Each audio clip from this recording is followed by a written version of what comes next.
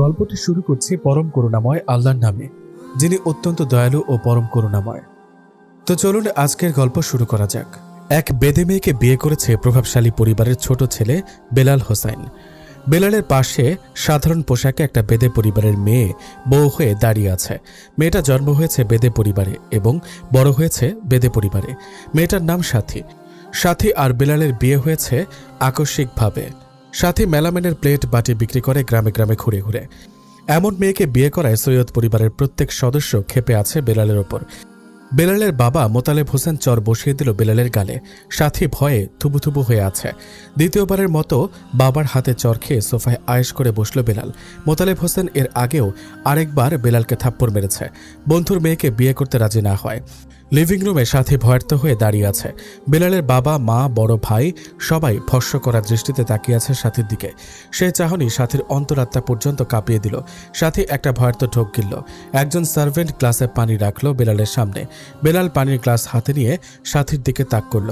কাঁপা কাঁপা হাতে সাথী পানির গ্লাস নিজের হাতে নিয়ে পান করতে যাবে, তখনই বেলালের মা বজ্রকণ্ঠে উচ্চারিত করল, এই ফকিন্নির মেয়ে আমার বাড়ির গ্লাস ধরারও যোগ্য না। ও কোন সাহসে সৈয়দ বাড়িতে ঢুকে সবার সামনে দাঁড়িয়ে আছে? সাথীর হাত থেকে কাঁচের গ্লাসটা ছিটকে পড়ে গেল ফ্লোরে। বেলাল আরেকজন সার্ভেন্টকে বলল আরেক গ্লাস পানি আনতে। সাথীর হাত ধরে সোফায় বসিয়ে পানি হাতে দিল। সাথী ঢকঢক করে সবটুকু পানি পান করে ফেলল। বেলালের ভাবলেশহীন ব্যবহারে মোতালেব হোসেন আরও চটে গেল। কিরবিরিয়ে সাথীকে তুচ্ছতা ছিল করে বলল, লিসার চেয়ে কোন দিক দিয়ে এই বেজাত মেয়েটা তোমার কাছে ভালো লাগলো? বেজাত মেয়ে আবার কেমন কথা বাবা? ওরা আমাদের জাতের না, ওদের জাত ভিন্ন। জানি আমি। জানলে বিয়ে কেন করেছো? বিয়ে করতে চাইনি, করিয়ে দিয়েছে।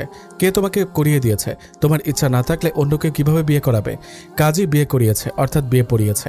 বিয়ে তো কাজী পড়াবে। আসল কথা ক্লিয়ার করো। আমার ইচ্ছা ছিল না, তবে তোমার পছন্দের পাত্রী থেকে পলায়ন করতে এটাই বেটার অপশন ছিল। লিসার চেয়ে একটা বেদে মেয়ে তোমার কাছে বেটার অপশন হয়ে গেল? হ্যাঁ, অবশ্যই।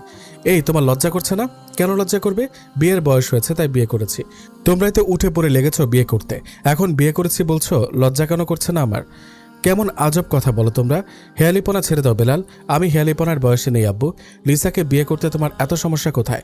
তুমি ভালো করে জানো লিসার নামটাই আমি শুনতে পারি না, আর বিয়ের জন্য তো নয়ই। ওই বেজাত বেদে পরিবারের মেয়েটা তোমার সাথে মানাবে? ক্যারেক্টারলেস মেয়ের তুলনায় বেদে পরিবারের মেয়ে আমার সাথে ভালো মানাবে। আমি এতক্ষণে বুঝতে পেরেছি তুমি লিসাকে বিয়ে না করার জন্য নাটক করছো। কিসের নাটক করব? ফকিন্নি মেয়েকে বউ বানিয়ে আমাকে বোকা বানাতে চাইছ। লিসাকে তোমার বিয়ে করতেই হবে। এসব ড্রামা বন্ধ করো। ভুলেও না, অবশ্যই সাথীকে বিয়ে করেছি। বিয়ে না করলে বাসে করে সারা রাস্তা পাশাপাশি বসে আসতাম না এবং হাত ধরে আমার পাশের জায়গায় বসার অবস্থান করে দিতাম না। বেলালের উক্ত কথায় মোতালেব হোসেন পুরোপুরি বিশ্বাস করে নিল যে বেলাল সত্যি এই মেয়েটাকে বিয়ে করেছে। কোনো মেয়ের হাত ধরাধরি এসব বেলালকে দিয়ে কোনো দিন হয়ও নি। আর সিরিয়াস বিষয় নিয়ে মজা করার ছেলে বেলাল নয়। মোতালেব হোসেন লাথি দিয়ে টি টেবিল ফেলে ফুসফুস করতে লাগলেন। রাগে মাথায় রক্ত উঠে গেছে। বেলালের বড় ভাই ইয়াসিন প্রচণ্ড বিরক্ত নিয়ে বলল, বিয়ে কিভাবে হয়েছে সেটা খুলে বলো। বেলাল বলতে লাগলো, সাইফুলের গ্রামের বাড়িতে বেড়াতে গিয়েছিলাম আমরা সবাই। সাইফুল হলো বেলালের বন্ধু। সন্ধ্যা লগ্নে মাঠে ক্রিকেট খেলে সাইফুলের বাড়িতে ফিরছিলাম। তখন সাথী মেলামাইনের প্লেট বিক্রি করে ওদের বাসস্থানে ফিরেছিল। সাইফুলের সাথে ধাক্কা লেগে সাথীর কাজের প্লেটগুলো পড়ে যায়। আমি জরিমানা দিতে চেয়েছি। সাথী প্রথমে না করলেও পরে আমার হাত থেকে টাকা নিয়ে নেয়। এই দৃশ্য আবার ওই এলাকার চেয়ারম্যানের একজন লোক দেখে ফেলে। সামান্য ঘটনাকে বৃষ্টি জঘন্য ঘটনা বানিয়ে ফেলে। ওরা গুজব রটিয়ে দেয়। বেলাল ইতস্ততা বোধ করছে পরের কথাগুলো বলতে। এদিকে সবাই উৎসুক হয়ে আছে সব জানার জন্য। বেলাল ৬-৭ সেকেন্ড অতিবাহিত করে বলল, চেয়ারম্যানের লোকজন জড়ো হয়ে যায়। ওরা সোজা আমাকে দোষী বানিয়ে দেয়। আমি নাকি সাথীকে টাকার বিনিময়ে। বাকি কথাটা আর বলতেই পারল না। কণ্ঠ দিয়ে নোংরা কথা বের হচ্ছে না। ইয়াসিন হুঙ্কা ছেড়ে বলল, টাকা দিয়ে মেয়ে ভোগ করতে হলে গ্রামের ওই হেঁটে বেড়ানো বিক্রেতার কাছে কেন গেলি? শহরের কত শত হোটেল পড়ে আছে। তোর রুচি এত খারাপ? ছি ছি ছি। বেলাল ক্ষিপ্ত ভঙ্গিতে ফুঁসে উঠে বলল, এই খবরদার, নিজের মতো সবাইকে 12 ঘাটের ময়লা পানি খাওয়া লোক মনে করবে না। কথা না বুঝে উল্টাপাল্টা মন্তব্য করলে ভালো হবে না। ওই চেয়ারম্যানের ছেলে সাথীকে পছন্দ করে। চেয়ারম্যান চায় না তার ছেলে সাথীকে বিয়ে করুক। তাই সুযোগ মতো তার ছেলের অনুপস্থিতিতে সাথীর নামে বদনাম উঠিয়ে নিজের রাস্তা ক্লিয়ার করেছে। যে লোকটা সাথীকে টাকা নেওয়ার সময় দেখেছিল সে হলো চেয়ারম্যানের 5 আটা গোলাম। তিলকে তাল বানালেও হতো, কিন্তু ওরা নিজেদের স্বার্থে ছোট ঘটনাটাকে চরম নিচু পর্যায়ে নিয়ে গেছে। এই অপবাদ থেকে আমি খুব সহজেই বের হতে পারতাম, কিন্তু সাথীর অবস্থা খুব শোচনীয় হতো, আর ওরা বিয়ে করতে বাধ্য করেছে। মোতালেব হোসেন বললেন, আমাকে কল করে জানালে না কেন? তোমাকে কল করলে সাথীর জায়গায় লিসাকে টেনে আনতে। তবে লিসা ধনাঢ্য পরিবারের মেয়ে হয়ে ওই ফুটপাতের মূর্খ মেয়ে তোমার স্ত্রী হয়ে গেল। হয়তো ভবিতব্য এমনই ছিল, তাই হয়েছে। লিসার থেকে পরিত্রাণ পেয়েছি, এর থেকে কম কি? বিয়ে হয়ে গেছে, কোনো ব্যাপার না। এই মেয়েকে লাখখানেক টাকা দিলেই ঝামেলা শেষ। সাথীর সাথে সংসার করব আমি। পুত্রবধূকে সালামি হিসেবে লাখখানেক টাকা দিতেই পারো। তোমার তো টাকার কোনো হদিস নেই। তুমি সালামি দেবে আর আম্মু হানিমুনের খরচ বহন করবে। বেলালের মা বাবা রাগে ফেটে পড়ল। বেলালের মা শাহনাজ খান দাঁতে দাঁত চেপে বলল, এই মেয়েকে এক্ষুনি এই বাড়ি থেকে বের করো। হ্যাঁ, বের হয়ে যাব দুজনেই। আর যাব কোথায় জানো? কোথায় যাবে? আমার নানা বাড়ি খানবাড়িতে যাব। খানবাড়িতে আমার আপ্যায়ন হবে না আম্মু? কোশ্চিন কালেও খানবাড়িতে যাওয়ার দুঃসাহস করবে না। ঠিক আছে, যাব না। এই মেয়েকে ছেড়ে দাও। না, ছাড়বো না। সৈয়দ ভিলা থেকে তোমাকে বহিষ্কার করে দেব। আমি জানতাম এমন কিছু হবে। তাও এই বেদে মেয়েকে ছাড়বে না? না, সৈয়দ ভিলা থেকে বের হয়ে যাও। ওকে, বের হয়ে গেলাম। কখন আসতে পারবো? এমন অনুমতি আছে? বেদে মেয়েকে চিরতরে নিজের নাম থেকে বিচ্ছিন্ন করে নির্দ্বিধে আসতে পারবে। এমন অনুমতির কোনো প্রয়োজন ছিল না আম্মু। আমি তোমার কথা শুনতে চাই না। আজ যেমন সৈয়দ ভিলা থেকে বের হয়ে গেলাম, তেমন লিসা নামক প্যারা থেকেও নিস্তার পেলাম। আমি তো তোমাকে বলেছিলাম, তোমার সাথে লিসাকে বিয়ে না করালেও আরেকজন যোগ্য পাত্রী ঠিক করব। তোমার দেখা সেই যোগ্য পাত্রী অত্যন্ত নিম্ন লেভেলের ছ্যাঁচটা। তুমি জানলে কি করে? ডেট করার অফার দিয়েছে। এতে তুমি নিম্নমানের কি দেখলে? আমি মার্জিত, আমার সাথে মার্জিত মেয়ে মানায়। এ বেদে মেয়ে মার্জিত? অবশ্যই মার্জিত। বেদে পরিবারের জন্ম হয়েও তার পোশাক দেখো কতটা শালীন। সাইফুলকে দিয়ে সাথীর সব তথ্য বের করেছি। সাথীর রং উঠে যাওয়া একটা থ্রি পিস পরে আছে। বেদে মেয়েরা ছোট করে শাড়ি পরে, কুচিওয়ালা ব্লাউজ আর পেটিকোট পরে। তবে সাথীর পোশাক এবং চেহারায় বেদে লোকেদের কোনো প্রতিচ্ছবি দেখা যাচ্ছে না। শুধু পোশাক পাল্টে ফেললে পরিচয় পাল্টানো যায় না। ঠিক বলেছ আম্মু। যেমন আভিজাত্যের পোশাক পরে অহমিকার খোলস থেকে সৈয়দ পরিবারের কেউ বের হতে পারে না। চলে যাও তুমি। আমার কানে তোমার কণ্ঠ গলিত সীসার মতো কাজ করছে। বেলাল টান টান করে উঠে বলল, আল্লাহর দুনিয়ায় আমার জায়গার অভাব পড়বে না।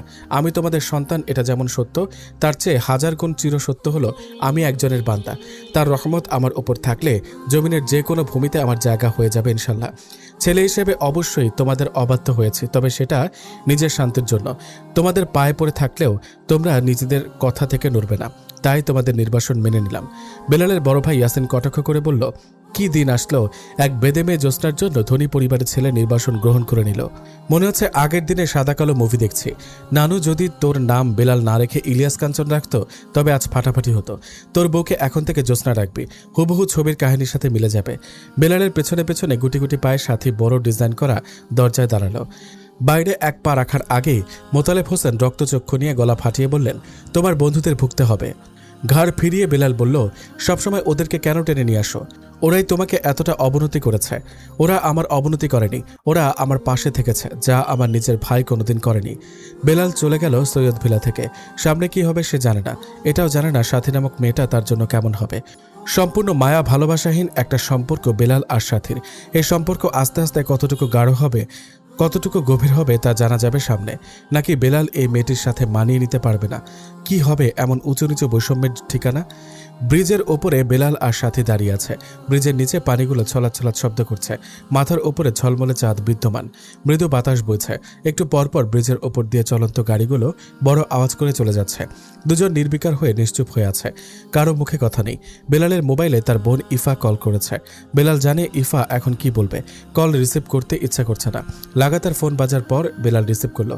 কানে দেওয়া মাত্র বেলালের ভাবনা অনুযায়ী ইফা অনর্গল দাম্ভিকতার বাণী আউড়িয়ে গেল। বেলালের 2 বছরের ছোট ইফা। বেলাল ইফাকে তুই করেই বলে। ইফা কর্কশ ভাষায় বলছে, ভাইয়া তোমার কাজে আমি জাস্ট হতভম্ব। আম্মু আব্বু আপসেট হয়ে আছে। আমার ফ্রেন্ডের বাসা থেকে কিছুদিন আগে 2 জন মহিলা ড্রামের অর্ধেক চাল নিয়ে গেছে। ডাল তেল পেঁয়াজও নিয়ে গেছে। ভুলিয়ে ভালিয়ে 15,000 টাকাও নিয়েছে। সেই জাতের মেয়েকে তুমি বিয়ে করেছ? ভাইয়া ওই মেয়ে তোমাকে জাদু করেছে, আমি নিশ্চিত। তোমার টাকা পয়সা সব নিজের কবজায় করে একদিন হাওয়া হয়ে যাবে। তখন তোমার হুঁশ ফিরবে। ওই 2 টাকার মেয়েকে ছেড়ে বাড়ি ফিরে আসো। তোমার ভুল তুমি বুঝতে পেরে সৈয়দ ভিলায় ফিরে আসলে আম্মু আব্বু রাগ ভুলে যাবে। প্লিজ ভাইয়া, লাইফে এত বড় বোকামি করো না। লিসাকে বিয়ে করতে হবে না তোমার। আমার একজন ফ্রেন্ড তোমাকে পছন্দ করে, ওর সাথে তোমার বিয়ে হলে ভালো হবে। যদি ওকেও তোমার পছন্দ না হয় তবে তোমাকে কেউ জোর করবে না। দরকার হলে বছর 2 পরে তোমার মন মতো বিয়ে করবে। এরপরও এমন ক্ষেত গাইয়া মেয়েকে নিজের সাথে জড়িও না, তোমার লাইফ হেল হয়ে যাবে। বোন হিসেবে আমার জন্য অনেক চিন্তা করেছিস। আমার লাইফ নিয়ে তোর উদ্বিগ্নতা দেখে ভালোই লাগছে। তবে বিয়ে যেভাবে যেভাবেই হোক হয়েছে, কবুল বলেছি। হাত ধরে নিজের পাশের সিটে বসিয়েছি। এখন আমার সাথে দাঁড়িয়ে আছে। সাথীর ব্যাপারে সাইফুল সব খোঁজখবর নিয়েছে। কি খোঁজখবর নিয়েছে? সাথীর বাবা মা একসাথে গা ঘুরে ঘুরে জিনিস পণ্য বিক্রি করত। সাথী তখন 4র্থ শ্রেণীতে পড়ে। চেয়ারম্যানের গাড়ির নিচে স্বামী স্ত্রী দুজনের মৃত্যু হয়। এরপর থেকে সাথীর পড়াশোনার খরচ চেয়ারম্যান বহন করে। এক পরিচিত পরিবারের সাথী বড় হয়ে থাকে। পড়াশোনার খরচ ওই এলাকার চেয়ারম্যান বহন করলেও নিজের খাওয়া দাওয়া পোশাকের খরচ নিজের ওপরই পড়ে। তাই সবার মতো সাথীও কাজে লেগে যায়। তবে কোনো রকম ধোঁকাবাজি বাটপাড়ি এসব রেকর্ড নেই সাথীর।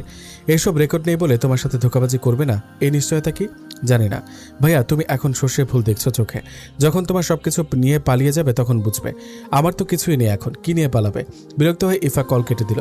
পূর্বের মতো নীরবতা গ্রাস করলো দুজনকে। হঠাৎ বেলাল বলে ফেলল, তোমার নামটা আমার ভালো লাগে না। এই নাম ছাড়া আর কোনো নাম নেই? না, একটা ভালো নাম খোঁজো। সাথী নিশ্চুপ হয়ে দাঁড়িয়ে আছে। আরও কিছু সময় যাওয়ার পর বেলালের এক বন্ধু ফোন করে বলল, অনেক কষ্টে একটা ফ্ল্যাট পেয়েছে। আপাতত বেলাল আর সাথী সেখানেই থাকবে। ছোটখাটো বাসা, একটা মাঝারি গড়নের রুম। কোনো রং নেই, এসি নেই, চকচকে সাদা টাইলস নেই, এমনকি ওয়াশরুমেও টাইলস নেই। পাশে আরেকটা ছোট রুম রয়েছে, ছোট খোপড়ির মতো একটা বারান্দা। তাও এই পরিস্থিতিতে চলে। সাইফুল রাতের খাবার দিয়ে গেছে। বেলালের আরও বন্ধু আছে, তারা সকালে প্রয়োজনীয় জিনিসপত্র নিয়ে হাজির হবে।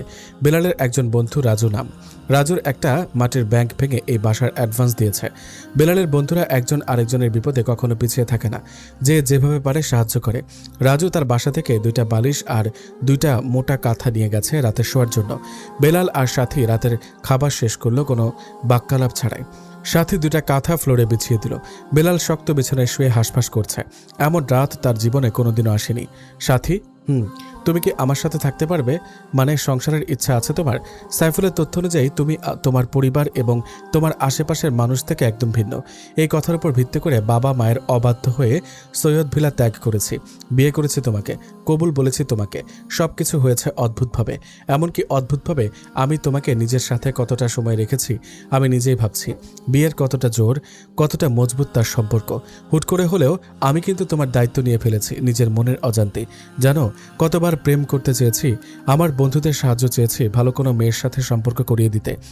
ওরা ওদের বোনের মাধ্যমে অনেক মেয়ের সাথে আমার যোগাযোগ করাতে চেয়েছে। এমনকি ওদের কাজিন সিস্টার ও আমার সাথে আগ বাড়িয়ে সম্পর্ক করতে চেয়েছে। কিন্তু বিশ্বাস করো, আমি কারো হাতটাও ধরিনি। ফোনে কথা বলতে নিলে আমি হু হা ছাড়া কিছুই বলতাম না। পরের বার আর ফোনে কথা বলতে মন সায় দেয়নি। আমি ছোট থেকে এমন। আমার বড় ভাই ইয়াসিন আমার এই আচার ব্যবহারে বিরক্ত, আর আমি তার আচার ব্যবহারে বিরক্ত। ইয়াসিন ভাইয়ের চরিত্র ভালো না, আর আমার চরিত্রে কলুষতা নেই। সেই আমি বেলাল হোসাইন তোমাকে নিজের সাথে ঢাকায় এনেছি নিঃসংকোচ এবং নির্দ্বিধায়। আমি আরও অবাক হয়েছে তোমার কথা এবং তোমার পোশাক দেখে। তুমি সব দিক দিয়ে শালীন। তুমি যেই পরিবারে জন্ম হও বা বড় হও তা আমার দেখার বিষয় না। তুমি আদর্শ স্ত্রী হয়ে থাকলে আমার পক্ষ থেকে সম্মান এবং মর্যাদা পাবে। আর যদি তোমার মনে অন্য কিছু থেকে থাকে তবে আগে বলে দাও। সাথী প্রত্যুত্তরে বলল, আমার মা বাবা জীবিত থাকাকালীন সময়ে তাদের স্বপ্ন ছিলাম আমি। তারা কাজ করে আমাকে গৃহস্থ পরিবারের মতো রাখতে চেয়েছে। আমাকে ছোট থেকে ভালো ভালো কাপড় আর জুতা কিনে দিত। 5 বছর বয়সে স্কুলে ভর্তি করিয়ে দেয়। আমার বই কেনার সময় আমার বাবার চোখে মুখে খুব আনন্দ দেখতাম। আমার মা টাকা জমিয়ে রাখতো আলাদা প্রাইভেট পড়ানোর জন্য। বাবা মা সবসময় চেয়েছে আমি বেদে পরিবারে বড় হলেও আমার পরিচয় যেন একজন শিক্ষিত মানুষ হিসেবে হয়। তাদের ইচ্ছা ছিল আমার পড়াশোনাটা আরেকটু এগিয়ে গেলে আমাকে নিয়ে শহরে পাড়ি জমাবে। সম্পূর্ণ নতুন পরিবেশে নতুন পরিচয় আমাকে বড় করবে। কিন্তু তাদের মৃত্যুর পরেই শেষ হয়ে যায় আমার শহরে পাড়ি দেওয়ার স্বপ্ন। কিন্তু আমার মাঝে তখনও অক্ষত থেকে যায় ভালো পরিবেশ, ভালো মানুষ এবং শিক্ষিত পরিচয়ে বড় হওয়ার আশা। কলেজে ভর্তি হওয়ার জন্য অনেক টাকার দরকার। চেয়ারম্যান না করে দিয়েছে, সে আর আমার পড়াশোনার খরচ দিবে না। এরপরেই আমার কাজ বাড়িয়ে দেয়। সেলাই মেশিনের কাজ শিখেছি। বাবার একজন আত্মীয় আমাকে তাদের সাথে রাখে। তারা বলল, বড় হয়েছে এখন আমার দানা পানিও বেশি লাগে, তাই তাদের মতো গায়ে গায়ে ঘুরে বিক্রেতা হতে হবে। তা না হলে আমাকে আর তারা রাখবে না, তাই বাধ্য হয়ে এই কাজ করতে হতো। তোমার বাবা মায়ের আর কোনো আত্মীয় স্বজন ছিল না? আমাদের মতো মানুষেরা ভিন্ন ভিন্ন জায়গায় থাকে। আমার মায়ের কাছের লোকজন বারবার জায়গা বদলায়, আর আমি এতদিন যার অধীনে ছিলাম সে হলো আমার বাবার ফুপু। সে আমার দাদি হয়। দাদি মারা যাওয়ার পর দাদির মেয়ের সাথেই থাকতাম। তারা একটা সরকারি জায়গায় দীর্ঘদিন বসতি গেড়ে থাকে। এই জায়গা ছেড়ে তারা কোথাও যায় না। তোমার নাম চেঞ্জ করেছি। কি নাম? বুশরা। বুশরা, খুব সুন্দর নামটা। পছন্দ হয়েছে? তোমার এই বিছানায় থাকতে কষ্ট হচ্ছে? আমি এর চেয়ে আরও শক্ত জায়গায় থেকেছি। জীবনের এই প্রথম শহরে এসেছি। বড় বড় দালান দেখেছি, গাড়ি দেখেছি। এমন বিল্ডিংয়ে থাকতে পেরেছি। আচ্ছা, আপনারা তো অনেক বড় লোক, আপনাদের বাড়িটাও বিশাল বড়, সেই বাড়ির তুলনায় এখানে পরিবেশ তো ভালো নয়, আর এই বিছানা ও আপনার জন্য উপযুক্ত নয়। আপনার খুব কষ্ট হচ্ছে তাই না? তুমি খুব বুদ্ধিমতী বুসরা। আমি বুদ্ধিমতী? আর কথা বলো একদম শিক্ষিত মানুষের মতো। সবসময় এভাবে কথা বলি না। শুদ্ধ করে কথা বললে সহপাঠীরা ঠাট্টা করে বলে বেদিনীদের মুখে এসব মানায় না। চন্দ্র আলো ছড়িয়ে আছে ভুবনের ফাঁকা জায়গাগুলোতে। রাত বাড়ার সাথে সাথে নীরবতা নিস্তব্ধতা বাড়ছে ধীরে ধীরে। কত মানুষ শান্তিতে ঘুমিয়ে আছে, আবার কতজন বিভিন্ন চিন্তায় মশগুল। শক্ত আনাড়ি ঢালা বিছানায় বেলালের ঘুম আসছে না। এপাশ ওপাশ করছে বারে বারে। বেলালের দৃষ্টি গেল সদ্য নতুন নাম দেওয়া বুসরার দিকে। মেয়েটা অল্প জায়গায় গুটিসুটি হয়ে শুয়ে আছে, মাত্রই ঘুমিয়েছে মনে হয়। বেলালের হাসি পেয়ে গেল বাচ্চামো ঘুম দেখে। হঠাৎ করে মানুষের জীবনে কি থেকে কি হয়ে যায়। গতকাল রাতে এমন সময় বেলাল জানতো না তার জীবনের মোড় কোন দিকে, কাকে নিয়ে কার সাথে যাবে। কেন জানি বেলালের কাছে বুসরার কথা এবং পোশাকের রুচি অন্য সব মানুষের মতোই মনে হচ্ছে শুরু থেকে। বুসরা বেদে পরিবারের মেয়ে, এটা মনেই হয় না। তার বাবা মা ভাই বোন সবাই বেদে মেয়ে বলে কত তুচ্ছতা ছিল তিরস্কার করলো, কিন্তু বেলালের কাছে বুসরাকে ভুলেও বেদে মেয়ে মনে হয় না। কারণটা হলো বুসরার স্পষ্ট কথা এবং চলাফেরা, যা এখন ধনী পরিবারের মেয়েদের মাঝেও পাওয়া যায় না। লিসা হলো মোতালেব হোসেনের বাল্যকালের বন্ধুর মেয়ে। বেলালের বাবা যেমন আভিজাত্যের মালিক, লিসার বাবাও তেমন। লিসার সাথে অনেক আগে বেলালের বিয়ে ঠিক হয়ে আছে, শুধু বেলাল রাজি নয় বলে এতদিন তাদের বিয়ে হয়নি। লিসা যদি বেলালের মন মতো হতো তবে বেলাল এত ঘাড়তারামি না করে বাবা মায়ের পছন্দ অনুযায়ী বিয়ে করে নিত, কিন্তু লিসার কোনো কিছুই বেলালের সাথে মিলে না। বেলাল লিসার নামটাও শুনতে পারে না। শেষ রাতের দিকে বেলালের ঘুম হয়েছে। সকাল সকাল হাজির হলো বন্ধুমহল। রাজু, ফয়সাল, রাজীব, সাইফুল, তারা একজন আরেকজনের পরাণের দোস্ত। যে যেভাবে পেরেছে প্রয়োজনীয় আসবাবপত্র জোগাড় করেছে, সাথে সকালে নাস্তাও এনেছে। তোষক আর ম্যাট্রেস, সাথে জগ, গ্লাস, ছোট ছোট হান্ডি পাতিল, চামচ, খুন্তি, কিছুই বাদ দেয়নি। বেলাল ভারী আশ্চর্য হলো সকাল সকাল এত কিছু দেখে। বেলাল ইশারায় বুঝালো বুসরা যেন ওই রুমে চলে যায়। হুড়মুড় করে সব কয়টা ঢুকে গেল। তোষক আর ম্যাট্রেস বিছিয়ে দরজা জানলার পর্দা লাগিয়ে দিল। তোরা এক রাতে এত কিছু কিভাবে জোগাড় করলি? বেলালের প্রশ্নে ফয়সাল বলল, আমরা লিস্ট করেছি, আপাতত তোদের কি কি লাগবে সেই অনুযায়ী টুকটাক ব্যবস্থা করেছি। এত কিছুকে টুকটাক কিভাবে বলছিস? আমরা সবাই মধ্যবিত্ত নিম্নবিত্ত, শুধু তুই রিচ ফ্যামিলিতে বিলং করিস। আমাদের তো সেই ক্ষমতা থাকলে এই বাসায় তোকে থাকতে হতো না। বেলাল মুখ কুচকে বলল, ঢঙের কথা বাদ দে। রাজীব বলল, বাড়িওয়ালা বলেছে কয়েকদিন পর এই বাসাটা রং করে দিবে, তখন আরেকটু ভালো লাগবে। সবাই চলে যাওয়ার পর বুসরা এই রুমে এসেছে। দুজন নাস্তা করে নিল। রান্নাঘরে গিয়ে বুসরা অবাক হয়ে গেল। চাল, মাছ, সবজি সব রয়েছে, এমনকি বটি পর্যন্ত নিয়ে এসেছে। বুসরা মাছগুলো ধরে দেখলো খুব ঠান্ডা, হয়তো কারো ঘরের ফ্রিজ থেকে নামিয়ে এনেছে। তুমি রান্না করতে পারো? পারি।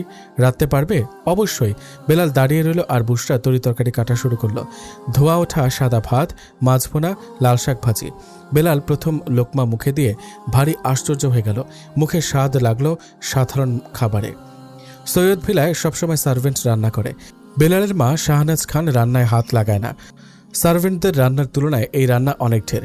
খুব মজা করে বেলাল প্লেটের ভাত শেষ করে ফেলল। কণ্ঠ খাদে নামিয়ে বুসরা জিজ্ঞেস করলো, আর একটু ভাত দিব আপনাকে? দুজনের খাওয়া শেষ হয়ে গেল। বুসরা সবকিছু গুছিয়ে রাখলো। বেলাল বলে উঠল, তোমার হাতের রান্না বেশ ভালো। আমি এত ভাত খাই না, কিন্তু আজ খেয়ে ফেললাম। বুসরার কি যে খুশি লাগলো প্রশংসা শুনে, মাথা নুয়ে হাসি দিল। বেলালের মোবাইলে তার বড় ভাই ইয়াসিন ফোন করে বলল, কিরে ইলিয়াস কাঞ্চন, তুই আর তোর জ্যোৎস্না কেমন আছিস? ভালো করে কথা বলো ভাইয়া।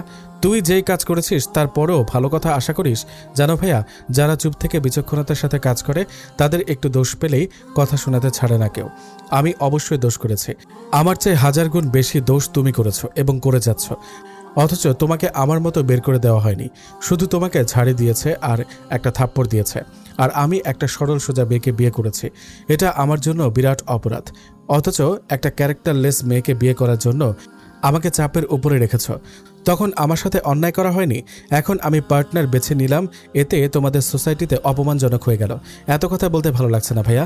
আমাদের নিয়ে কোনো প্রকার ঠাট্টা বিদ্রুপ করবে না। বেলালের মেজাজ খারাপ হয়ে গেল। চুপ করে থাকলে ইয়াসিন আরও ব্যঙ্গাত্মক কথা বলে যেত। বুসরা চুপচাপ দাঁড়িয়ে আছে। 5 মিনিট পর সাইফুল কল করে জানালো বেলালের জন্য একটা টিউশনের ব্যবস্থা করেছে। এই টিউশনই তোর ছিল, আমাকে দিয়ে দিলে তোর সমস্যা হবে না? আরে বন্ধু, আমার একটা ব্যবস্থা হয়ে যাবে। আমার চেয়ে তোর প্রয়োজন বেশি। শুধু টিউশনিতে হবে না, আরও কিছু কাজ দেখতে হবে। আপাতত টিউশনি কর। রাজু তোর জন্য আরেকটা টিউশনি দেখেছে। তুই তো যেই সেই কাজ করতে পারবি না দোস্ত। ভালো মানের কোনো কাজ পেলে তখন করবি। আব্বু তোদেরকে কিছু বলেছে? থ্রেট দিয়েছে? কিসের? তোকে সৈয়দ ভিলায় ফিরে যাওয়ার জন্য রাজি করাতাম। তুই না গেলে আমাদেরকে খবর করবে বলেছে। আরে বাদ দে এসব। বেলাল সাইফুলের সাথে কথা বলে কপালে আঙ্গুল ঘষতে লাগলো। বন্ধুদের জন্য চিন্তা হচ্ছে। তার বাবা মা ভাই বোন বেলালের কোনো বন্ধুকে পছন্দ করে না, কারণ হলো সবাই গরিব। তাই বেলালের সাথে জেদ করে মোতালেব হোসেন যা কিছু করে দিতে পারে বন্ধু মহলের। আর তাছাড়া এভাবে আর কতদিন চলবে? হাতে নেই টাকা, টিউশনির বেতন পাবে মাস শেষে। এই মাসটা কিভাবে টেনে নিয়ে যাবে? বন্ধুরা সর্বোচ্চ চেষ্টা করবে বেলালকে সাহায্য করতে, কিন্তু ওদের ওপরও কষ্ট হয়ে যাবে। সব দিক দিয়ে দুশ্চিন্তায় ঘিরে আছে। বুশরা উৎসুক হয়ে তাকিয়ে আছে, মনে হয় কিছু বলবে।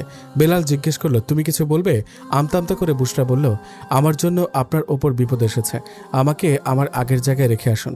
কপালে যা আছে তাই হবে। আপনি ধনী পরিবারের ছেলে, ছোট থেকে বিলাসিতা নিয়ে বড় হয়েছেন। এই পরিবেশ এত টানাটানি করে থাকতে পারবেন না। তার চেয়ে বরং বাবা মায়ের কথা রেখে নিজের বাড়ি ফিরে যান। ভরাট কণ্ঠে বেলাল বলল, বিয়ে হয়ে গেছে, বিয়ের কি করবে? বুশরা কথা খুঁজে পেল না। পুনরায় বেলাল বলল, আমাকে তুমি ধীরে ধীরে চিনবে। আমি সবার সাথে মিশি না, আর যার সাথে মিশে যাই তার খারাপ জীবনেও করি না। আমার বন্ধুরা হলো আমার জীবনের একটি মজবুত অংশ। ওরা আমার বাল্যকালের বন্ধু। ভাইয়া সবসময় আমার বন্ধুত্ব নিয়ে খোঁচা মারে, তিরস্কার করে। আমি চায়ের দোকানে ওদের সাথে বসে চা খাই, ব্যাডমিন্টন খেলি, সকাল থেকে রাতে ঘুমানো পর্যন্ত ওদের সাথেই সময় কাটাই। পড়াশোনাও একসাথে করেছি। ওরা সবাই ভাড়াটিয়া, যদিও ভালো ফ্ল্যাটে ভাড়া থাকে।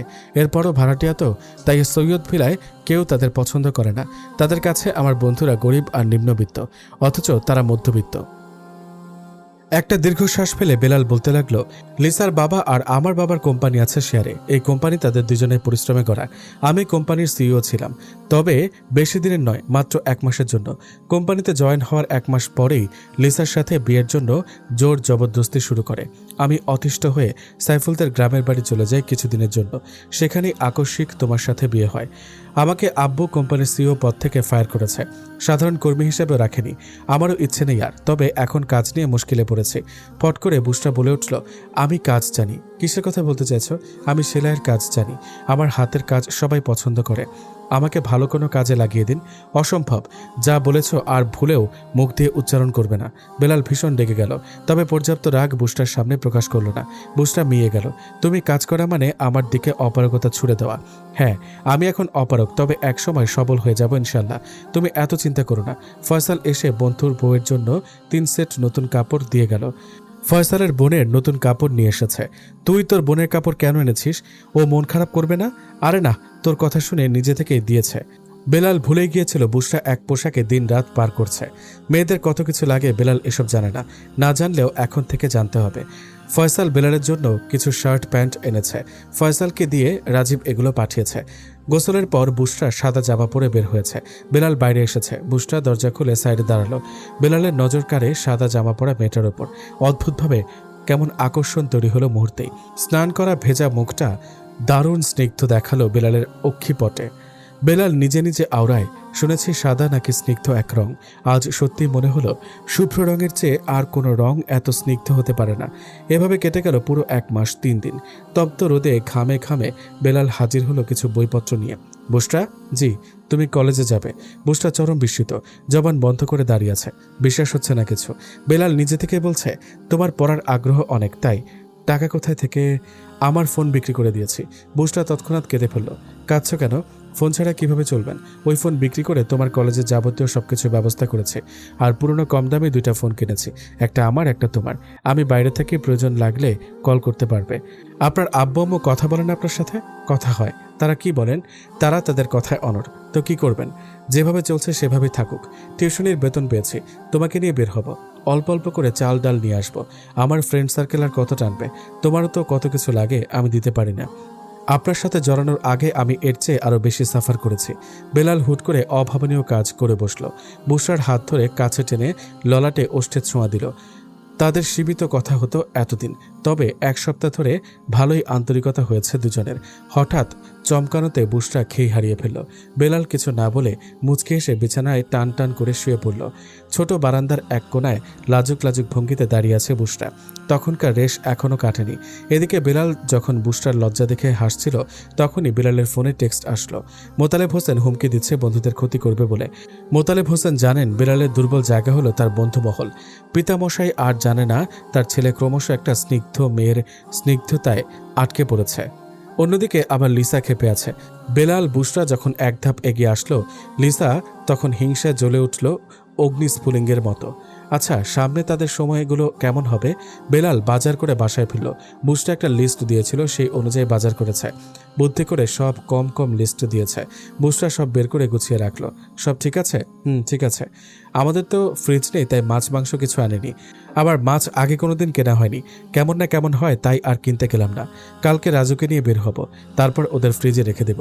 দোতলার আন্টির বাসায় রাখা যাবে। আন্টি বলেছে যখন দরকার হয় তার ফ্রিজে রাখতে পারবো। আচ্ছা, তুমি বের হও। কোথায়? তোমার জন্য কিছু জামাকাপড় কিনবো।